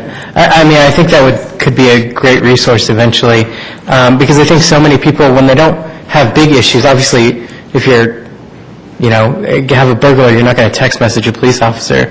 But so many residents, I think, feel uncomfortable about calling 911 when they have very small issues. So I think that could be something that maybe would be great if the technology catches up. So, Mr. Moreno, if there was a burglar in your house and you were hiding in the closet, you might want to text so you didn't give up your position, which would make sense to me. You know what? In general, when I was a kid growing up off 60th and Ivy, it was great to hear "Here Comes Rusty" and the crowd roar over at the dog track. And that was a loud noise, but it wasn't an uncomfortable, annoying type of noise, and it didn't just continue and continue and continue. So I know there are some noises that are harder for other people to deal with, and we just want a good community. So whatever we can do from a staff perspective to work with our residents and work with our businesses so that both can exist within the same area without causing these problems, I appreciate it. And I know both of you guys work hard and struggle to meet those demands, but we're getting closer, and it's important that the council stay on top of it and help you to apply any new rules or regulations that are necessary so that we can keep a friendly environment between some of our commercial businesses and our residents. So thanks this evening for the information. Thank you. If I could I just quickly summarize what I heard tonight, and then we know what kind of the things we need to be looking at over the next few weeks? Sure. Heard some comments about discretion with organized event permits. Probably need to clarify some of those questions. I think something that myself and the building official can do immediately is these proactive discussions with the event centers that are currently operating, get those on our schedule and calendar and get out and start talking to people, especially before the weather starts getting warmer. I think we heard some things about the DJ and classifying that as just like as we would a concert. There was some discussion about Class 1 versus Class 2, and frankly, if we're not going to differentiate very much between the two, maybe we want to discuss pros and cons of making Class 1 licenses some kind of public hearing process. We're going to revisit the alcohol as a conditional use permit.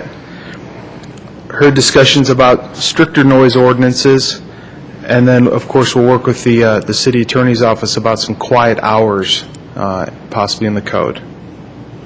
Did I miss anything? No, I think you covered it. Okay. Great. Thank you both for the information. Thank you. Next item on our study session agenda, I would like to invite the staff to come up and give us an update on the Oil and Gas Land Review Use Committee.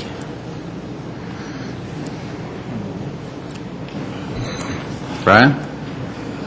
Mayor Ford, members of council, Mr. Aker provided a summary earlier this evening of the information that was sent out to you prior to the meeting. Would you like him to review that information again, or would you prefer to just go right into discussion about the Oil and Gas Land Use Review Committee?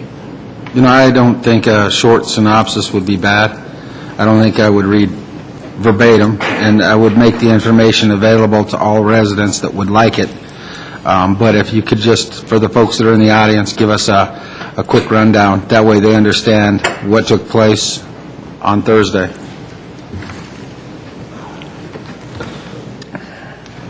Good evening, Mayor, members of council.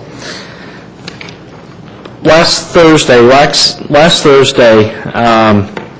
it was suggested and everyone agreed that we would postpone or cancel the Citizen Council staff oil and gas industry committee meeting. Prior to that, staff had been working along with Mr. Phil Barber at council's request that we continue to have discussions and work amongst staff and with Mr. Barber and various stakeholders to make some additional progress on the potential of an MOU or some concepts for an MOU, any changes to the Land Development Code, and to gather additional information. Mr. Barber had been working to set up meetings with oil and gas industry, which was held on Thursday afternoon. And then with the cancellation of the meeting, staff thought it might be good to take an opportunity and follow up with the citizens' request that we meet as well. Originally, the citizens had asked for it to be a meeting between council and staff as a pre-meeting to the Oil and Gas Land Use Review Committee.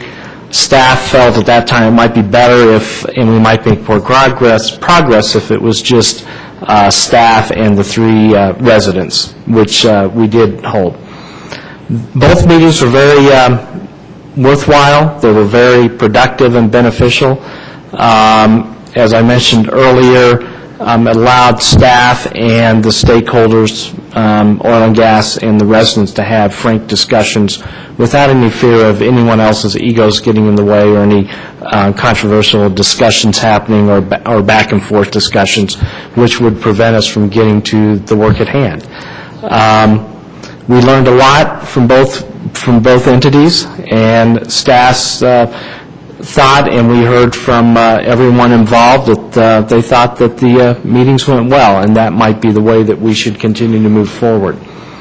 With that, staff put together the memo, which you have gotten, and we can also figure a way to get it out to everyone else, maybe post it on the website with oil and gas. It is a public document. Staff's recommendation or summary recommendation is that moving forward, council may want to direct staff, and this will probably be your discussion for subject for discussion after I talk, that we continue to move forward to research some draft language, use our established business processes, which are, typical with any development or issue that staff is working on. We meet with a whole host of stakeholders, some that are previously identified, some that aren't identified, to try to gather as much information in order to come back, formulate, and make recommendations to City Council. We would do that, and staff would come back and work with everyone to draft some memorandum of understanding concepts that could be put in to a recommendation, provide some more detail, and then also look at what we could do to make changes or recommend changes to council in the Land Development Code. In doing this process, we'd use our existing channels of communication like the web, meeting with the stakeholders, getting additional community input. We've had discussion from staff about once we come up with some recommendations, maybe we host a couple of open houses, one in the north, one in the south, to present this information as we're moving forward working with City Council. That would give the stakeholders and residents a chance to look at what we've come up with, give us some additional input before we make a final presentation and recommendation to City Council. We'd also enhance the website and give people an opportunity to provide information and input through the website. We do have that functionality currently, but maybe we highlight that and provide updates on the website in a special box or something that really draws attention. And as we're going through this process, we give periodic updates to council. We were thinking once a month. Maybe it's something written every week. Maybe we come back every other week and give some update, especially if we're looking at the next 60 days.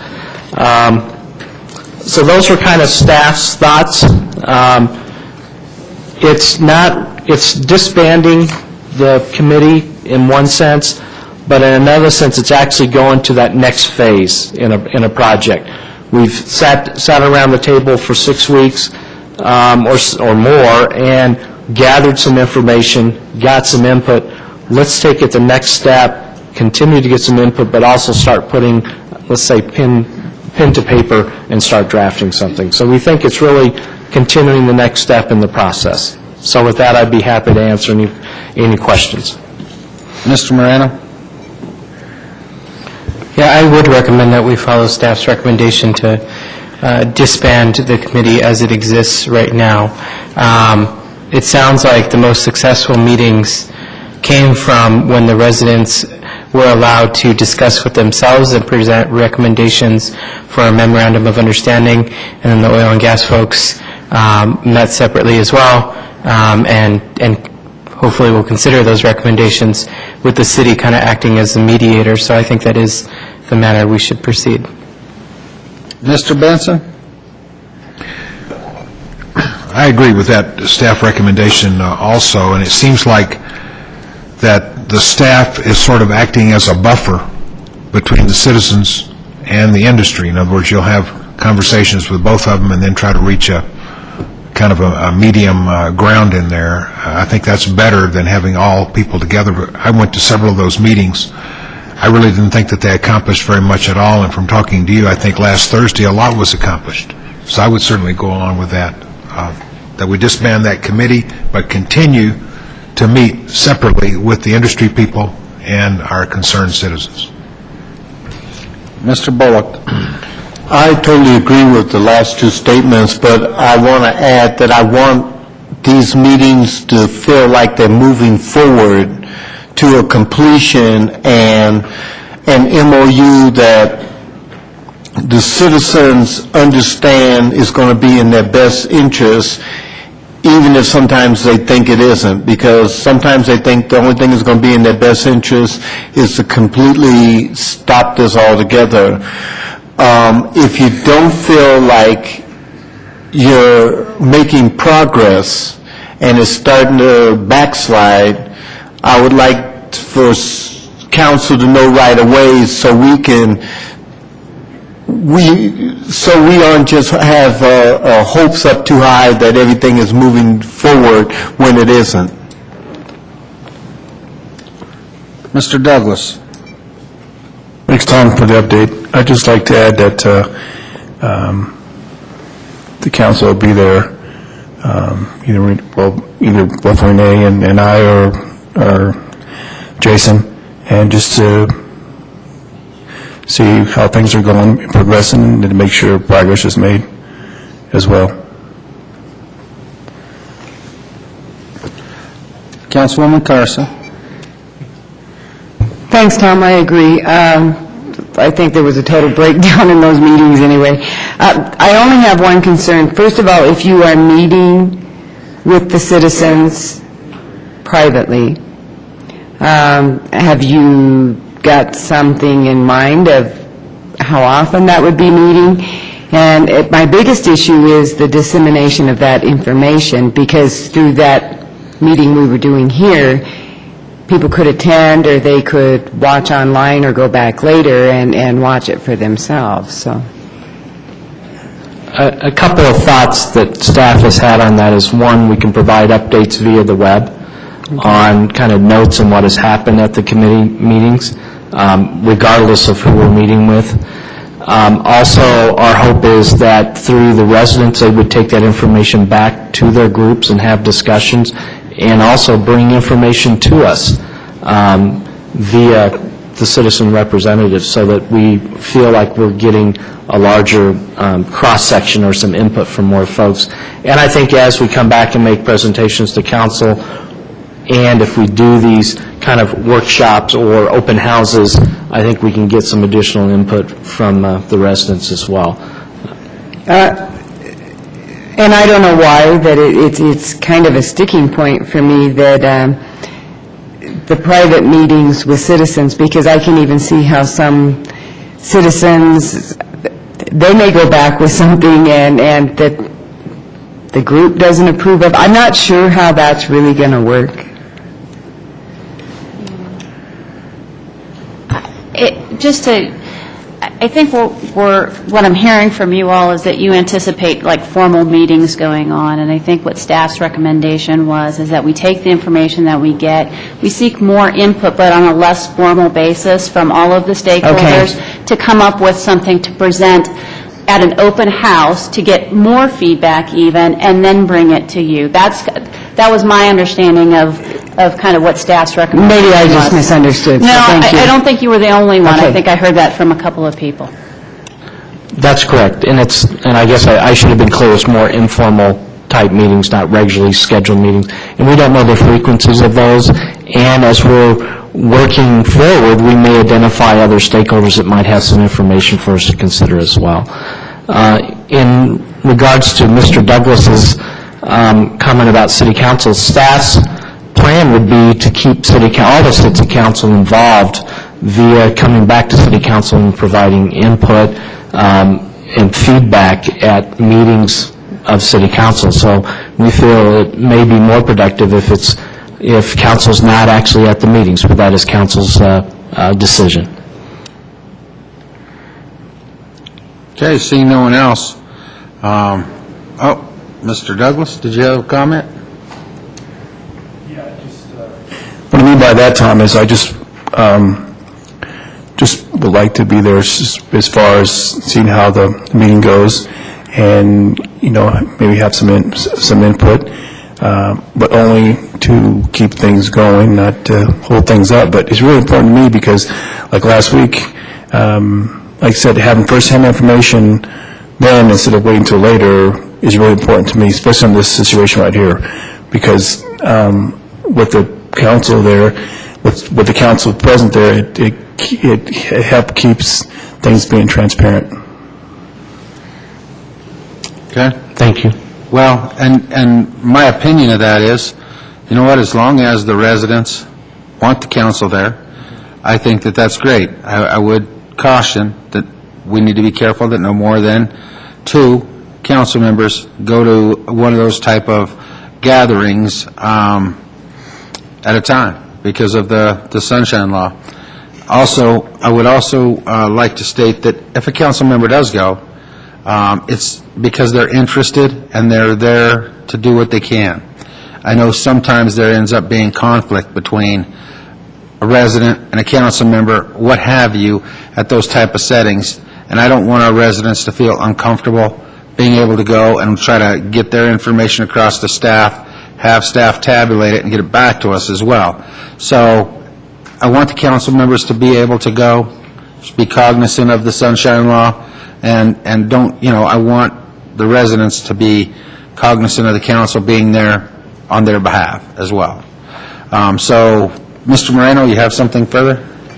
Just quickly, I agree with you, Mr. Mayor. I guess I would just caution council on over-involvement in this issue. I think this is something that really needs to stem from the residents and be driven by them. So no problem if council wants to go and observe, but just caution against over-involvement.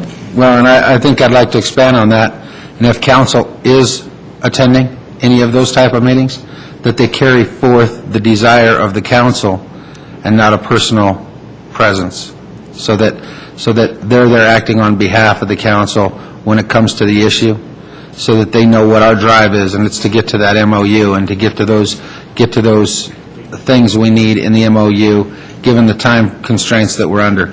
So if I go, I'm going to act on behalf of the other 8 members of this council, and I would ask the same of any other council members. Seeing no one else on my deal here for comments, what are the desires of the council? You want to give some direction to the staff? Formal direction? Mr. Moreno?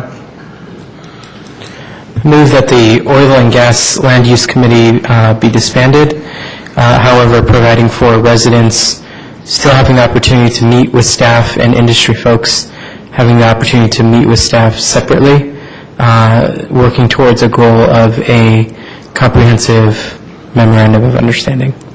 Thank you. Mr. Teeter? Okay, I have a motion and a second. I would like to ask if the motion maker would allow to interject the piece about council members attending, carrying the council message Mr. Motion Maker? Amend the motion to state that council members are also welcome to attend either meeting of the industry or the residents, but to carry forward the message of the council and not be over-involved. Thank you. Is that okay with the second? That's correct. Okay, I have a motion and a second. All those in favor signify by saying aye. Aye. Opposed, say nay. Motion's carried. Thank you. Thank you very much, and thank you for your input. We are under council business. Administrative council business is next. Mr. McBroom, you have something on 104th that you'd like to address the council with? Yes, thank you, Mayor. Council members may recall a couple of summers ago when the bridge on 104th Avenue over the Platte River had to be closed for a short period of time for some emergency work to be done on the bridge. Since that time, the state has made it a priority to replace the existing two-lane bridge, and that project is scheduled to begin design very shortly. Since the state committed to replacing the bridge, Adams County, City of Thornton, City of Commerce City began discussing the possibility of funding an expansion of the bridge to 4 lanes to match the future width of 104th Avenue. Adams County sent us a copy of a letter that they sent to CDOT last week, in which Adams County has agreed to cover half of the cost for the additional 2 lanes for the bridge on 104th over the Platte River. The total additional cost to widen it from 2 lanes to 4 lanes is estimated to be $2 million. Therefore, the Adams County Board of Commissioners has agreed to cover $1 million of that cost, and they've asked Commerce City and Thornton to split the additional $1 million in extra cost. We wanted to present it to you tonight. We apologize that it's on relatively short notice. However, the state is looking for a commitment from all 3 communities so they can begin design on the full 4-lane bridge if that's what the 3 communities decide to do. So what our request would be of council tonight would be to discuss the merits of the city contributing $500,000 to the cost of that bridge widening, and if council is amenable, authorize the mayor to sign a letter to that effect.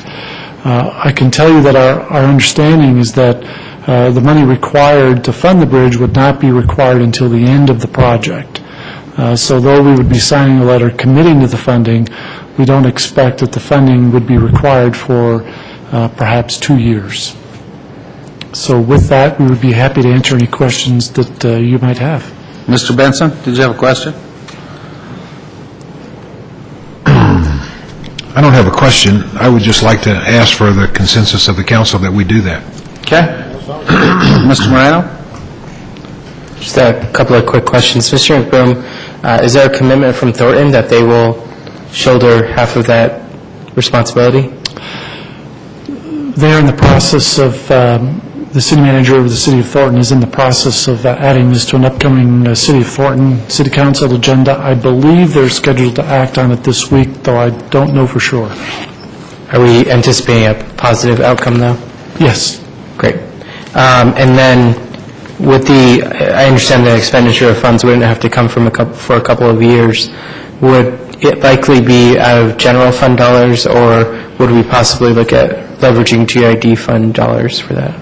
We have the option of funding it from either source. Roger Tinklenberg has identified available funds in general fund balance, and we also believe there would be funds available in the GID account as well. Okay. I'll just say I was made aware of this situation a few months ago, and I do think that it just makes sense for the 3 entities to work together to build out this bridge to 4 lanes, which it will eventually need to be, given the plan for 104th.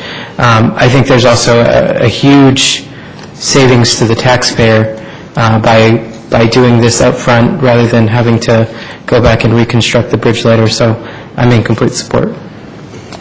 Councilwoman Carson. Mr. McBroom, if I'm right, there's 2 bridges right there, right? You cross over the one and then you don't go far and you're over another one.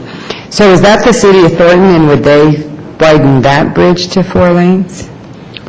The bridge in question is the portion that actually crosses the river. I think there's a bridge, although I'm not positive. Is there, perhaps there's a bridge to the east of that crosses a drainage There's a area? bridge, yep. And that would be ours. Yes. Right. That would be ours? Okay, so both bridges then would be 4 lanes? Yeah, if we construct a bridge as part of our widening project, that would be ours. Thornton is bringing 4 lanes to the river. We're bringing 4 lanes west to the river. So anything east of that river is going to be ours. Okay, thank you. That's correct. Councilman Douglas. For the 2012 budget, how much was appropriated towards Cronky? Was that are we set in the budget to give future funding to this, or is it just for just this year? I think we give them $500,000 a year, is that right? If you're speaking of the payments, the funds that we owe for the construction of the soccer fields, I believe it's $530,000 per year is the agreement that we've worked out. Now, did we allocate for the 2012 budget, do we do more than 1 year? We do have funds set aside to cover those payments until we've completed those payments. Right. We've actually identified the availability of funds to pay for the bridge widening, either in general fund balance or our GID accounts. Okay, but as far as Cronky this year, we're not advancing any fees more than 1 year, right? Correct. Okay, thank you. Mr. Bullock? I will go with the consensus of the council that I think this is a great idea to spend the money now instead of having to spend double the money later, and we don't get what we could have accomplished at this time. Okay. I would like to also say thank you to the county for coming to us and saying, look, we need to do this, and I know we're in a short time frame. That's why they need the letter now as a commitment, so that this bridge isn't designed as a 2-lane bridge or constructed as a 2-lane bridge, because the cost would be astronomical if the communities would have to come together to redo it. And it makes no sense to build a road 4 lanes all the way through Thornton and then all the way through Commerce City and have to narrow it up to a 2-lane bridge. So I don't think we have any other choice. The one thing I would like to thank the county is they offered that if we needed, they would cover our share and let us pay it back at a later date, which I think was a huge neighborly type of offer to the city. I don't think we're going to have to go that route, but I do want to thank the county for calling and sitting down with us and trying to work this out. This is what partnerships are about, and when you get 2 cities and a county working together for the betterment of all of our residents, I think it's important to recognize their efforts, and the county did deserve that recognition. So I'm available for a vote on a consensus. Mr. Moreno? Move to authorize Mayor Ford to sign a letter committing $500,000 for the construction of the 104th Bridge. Mr. Douglas? Second. Mr. McBroom, did you have anything else to add? I saw you with your hand there a second ago before we vote. No, that was my only request was that you do take official action. Okay, we are. Is there any other discussion? Seeing none, all those in favor signify by saying aye. Aye. Opposed, say nay. Motion's carried.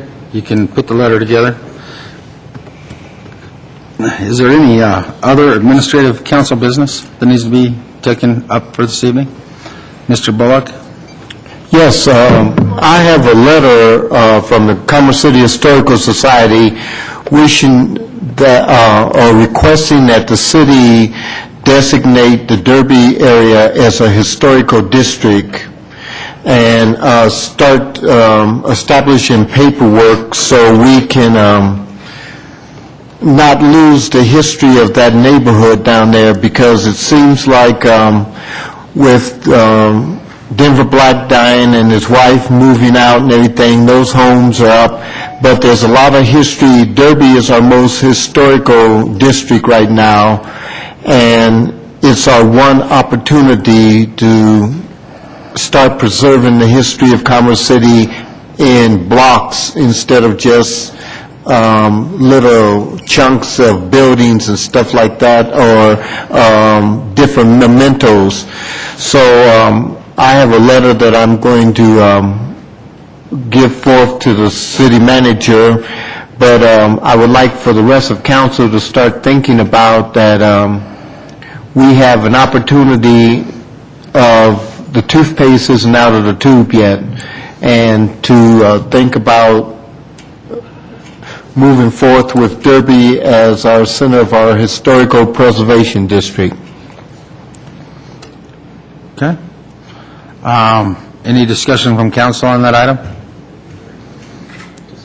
Mr. Moreno? Mr. Bullock, I couldn't agree more. Derby is one of the most historical areas of our city. We do have on 72nd Avenue the signs that say Derby Parkway and that kind of old-fashioned brown sort of sign. I don't know what to call it.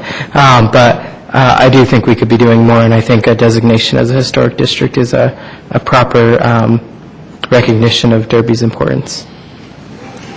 All I would ask is that we get some information back from staff, probably through building and planning, on what we can and can't do with that as an urban renewal authority. Make sure that before we designate something, that we know that we can designate it. Not that I'm against it, because I am for it, but so that we know exactly how that operates and how that works, so that we can do it right. Okay. Next, Mr. Benson. Yes, I just had a couple of things that we discussed at our retreat this weekend.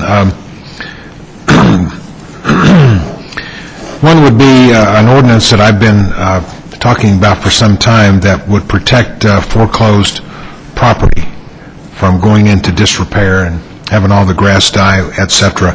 I thought this was something that 6 or 8 months ago that the council directed the staff to come back with something, but maybe we were under a different administration back then, and I think things like that just kind of got dropped out of sight. But I would ask for council approval for the staff to come up with some recommendation about what we might do in the form of an ordinance or something else that would require foreclosing lenders to take care of their property, or somebody else comes in and takes care of it and gets paid for it. And it would only have prospective effect in the future. The sooner we get it recorded, the sooner we become superior to the first lien mortgages. Because right now, we can't do that. We can't be superior because it would be recorded after that. But until we get it recorded, no mortgage is going to be subject to that. Once we record it, every mortgage is subject to it. I would just ask that we give this to the staff and let them come up with something. Mr. Moreno, you have a comment?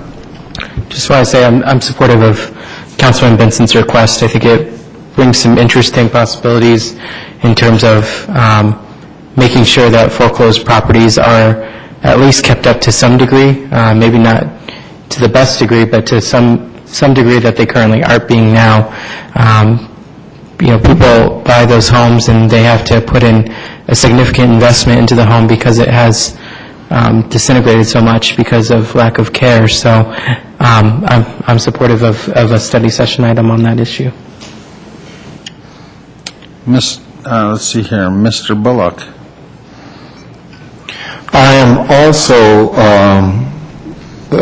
in favor of this, and to add to Mr. Benson, we did instruct staff around about, I think it was September or October of last year, we talked about the same thing and bring us forth information for a study session, and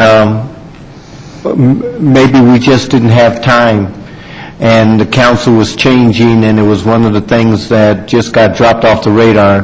But I would like to see this brought forward because it would help keep up the property values in neighborhoods north and south.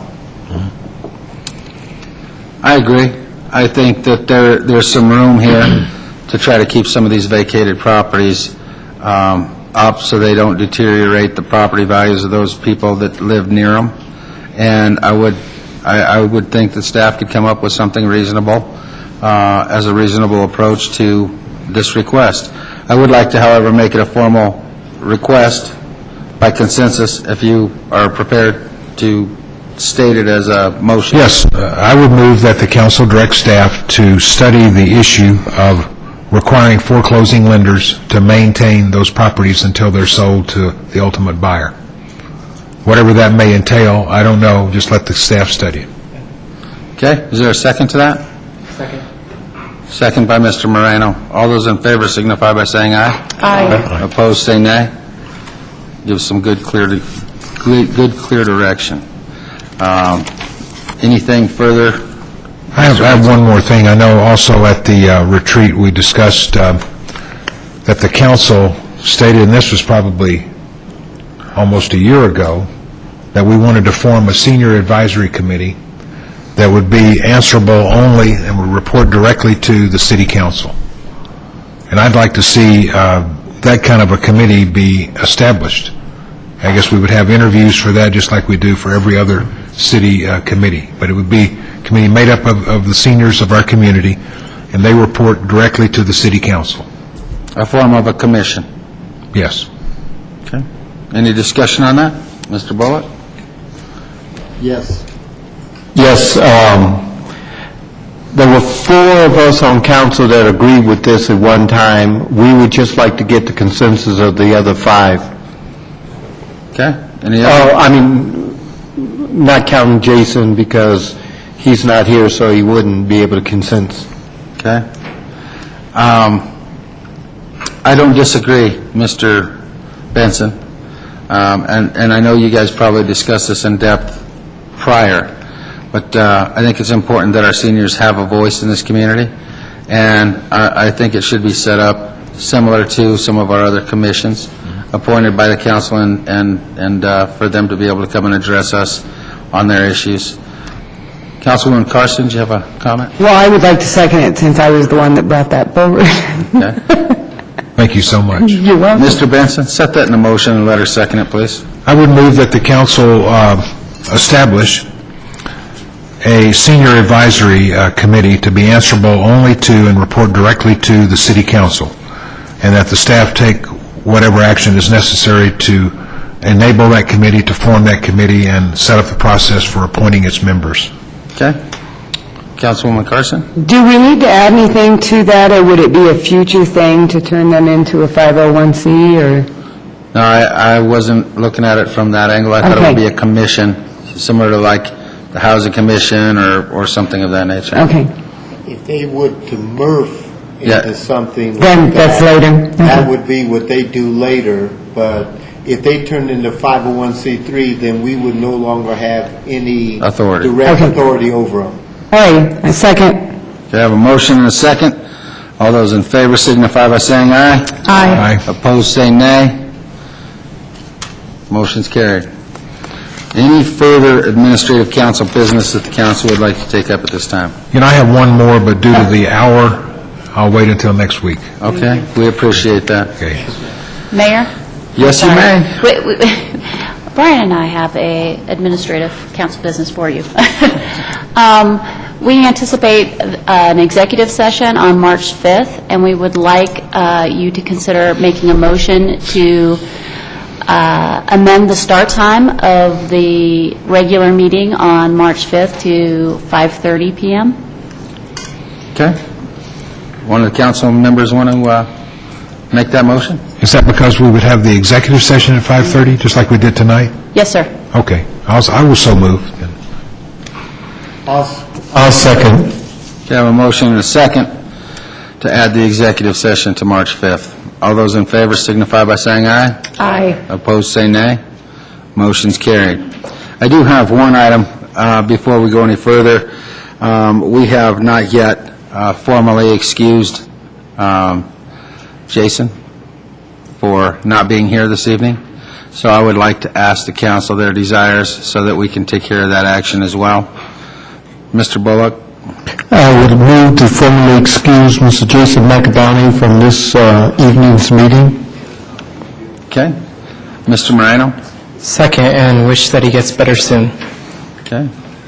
Yeah, for those who don't know, Mr. McEldowney underwent some medical treatment and is having a difficult time recovering, and we wish him the best of luck and hope that he's well soon and back with us. All those in favor signify by saying aye. Aye. Aye. Opposed, say nay. Motion's carried. Mr. McEldowney is excused.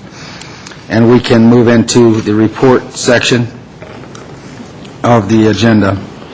I would like to first recognize the staff and the efforts put forward to put together the employee all-hands meetings that took place last week. There were 3, I believe, maybe 4 in the police department. And there were 5 total? 5 total. Okay. And 1 for Public Works, 6. 1 for Public Works, 1 for the Rec Center, and 1 for the Civic Center employees. And myself and City Manager McBroom, we attended all of those meetings, as well as some other staff, and we were able to talk and visit with our staff. Every employee had the opportunity to be there to talk about their frustrations with their employment or their happiness with their employment, and we were able to get some positive feedback about things that they'd like to see us change, things that they'd like to see stay the same. But I think City Manager McBroom handled it very well. I did get up and address each and every group that we participated with, and I thought the feedback was great, and look forward to, here in a few months, revisiting those to help try to bring morale up and improve our work environment here at the city. Also, met with Adams County on this 104th Avenue Bridge situation, and want to thank Commissioner Fisher for bringing that to our attention and setting up the meeting. I also attended the QCI meeting here at City Hall, and think that the QCI is moving forward rather well. I met with Kathy Williams from RTD, which is apparent after she was here, and discussed our bus routes and the need for more routes up north and more routes here in the core city. Mr. Mayor, would you explain what QCI is for people that may not understand? QCI is the Quality Community Initiative, and it's a group of residents and business owners within the community that are looking at a grassroots effort to come up with ways for us to try to fill some of the gap in our funding needs. And our staff can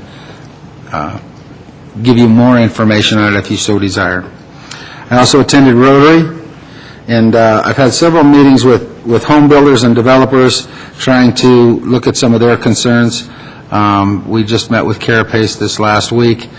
I know our staff in the Building and Planning Department has been really good about getting information, being at the table at those meetings, where we're trying to improve those relationships and get more homes built and attract more business.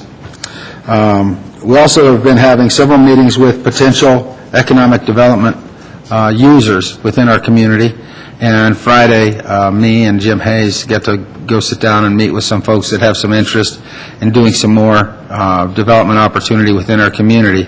And it's different than the new stuff. It's refurbishing and dealing with some of the older buildings within our community. I know they have a specific interest in Derby, which I think will help to get some of the buildings refurbished in that area if we can work something out with them. But it's nice to see that we have the interest in the community right now to do some economic development in both new construction and in fixing up some of the older businesses. Also, the biggie was the council retreat this last weekend. The whole council went, and except for Jason, participated Friday afternoon, late into the evening, and then all day Saturday. I think it was an extremely productive retreat. Everybody got along really well. We got a lot of information out. We discussed a lot of issues facing our community, and I want to specifically thank the staff putting it together and for making sure that everything was laid out so that we could have a productive meeting.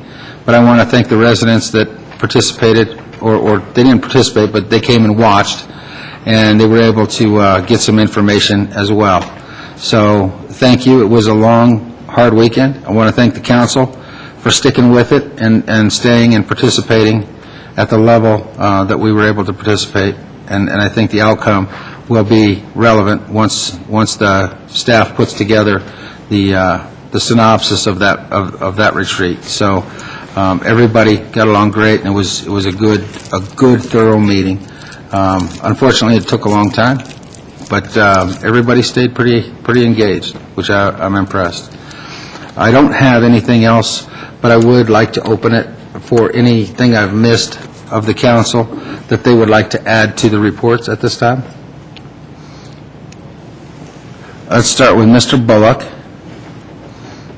The only thing I have to announce is last week, CML had their legislative and policy briefings Wednesday and Thursday, and both of them were all day, and it was very informative, and a lot of the things that this city is supporting or opposing as far as the legislature is doing this year is on the same line as CML. Okay. Mr. Douglas? I attended that as well on Wednesday. I didn't know about Thursday. And it was really productive on Wednesday. There was over 220-some folks from other towns and counties throughout the state of Colorado. At the same day on Wednesday was the African American luncheon, which I couldn't attend. My wife attended there in my place. On Sunday, yesterday, I attended the Truth About Fracking Community Wellness up in Longmont. Just a different perspective from what we didn't have here in Commerce City. So, thank you. Okay. I do have one more thing I want to add. All of the council received a letter this evening at our dais, just letting us know that there was a resident that had a not-so-friendly encounter here at the city. And one of the things we discussed at our retreat in depth was that it's important that our staff realize that all of our residents are our customers, and that we need to be as friendly and happy to see them and take care of their problems as we can. I know sometimes the job gets very frustrating. We have to deal with that as well on the council, and I would just say, I'm sorry that this person had a bad experience, but remember, when a customer comes into City Hall or any other city facility, it's that first touch type of respect that they get when they walk out of here. We want them to know that they were taken seriously. So I would ask that our staff always remember that it's that first impression that is made when a person comes into the council meetings or into the City Hall or any other environment, that they walk away with a positive experience.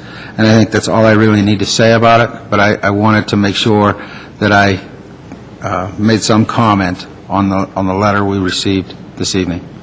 If there be nothing further to come before the City Council this evening, we are adjourned.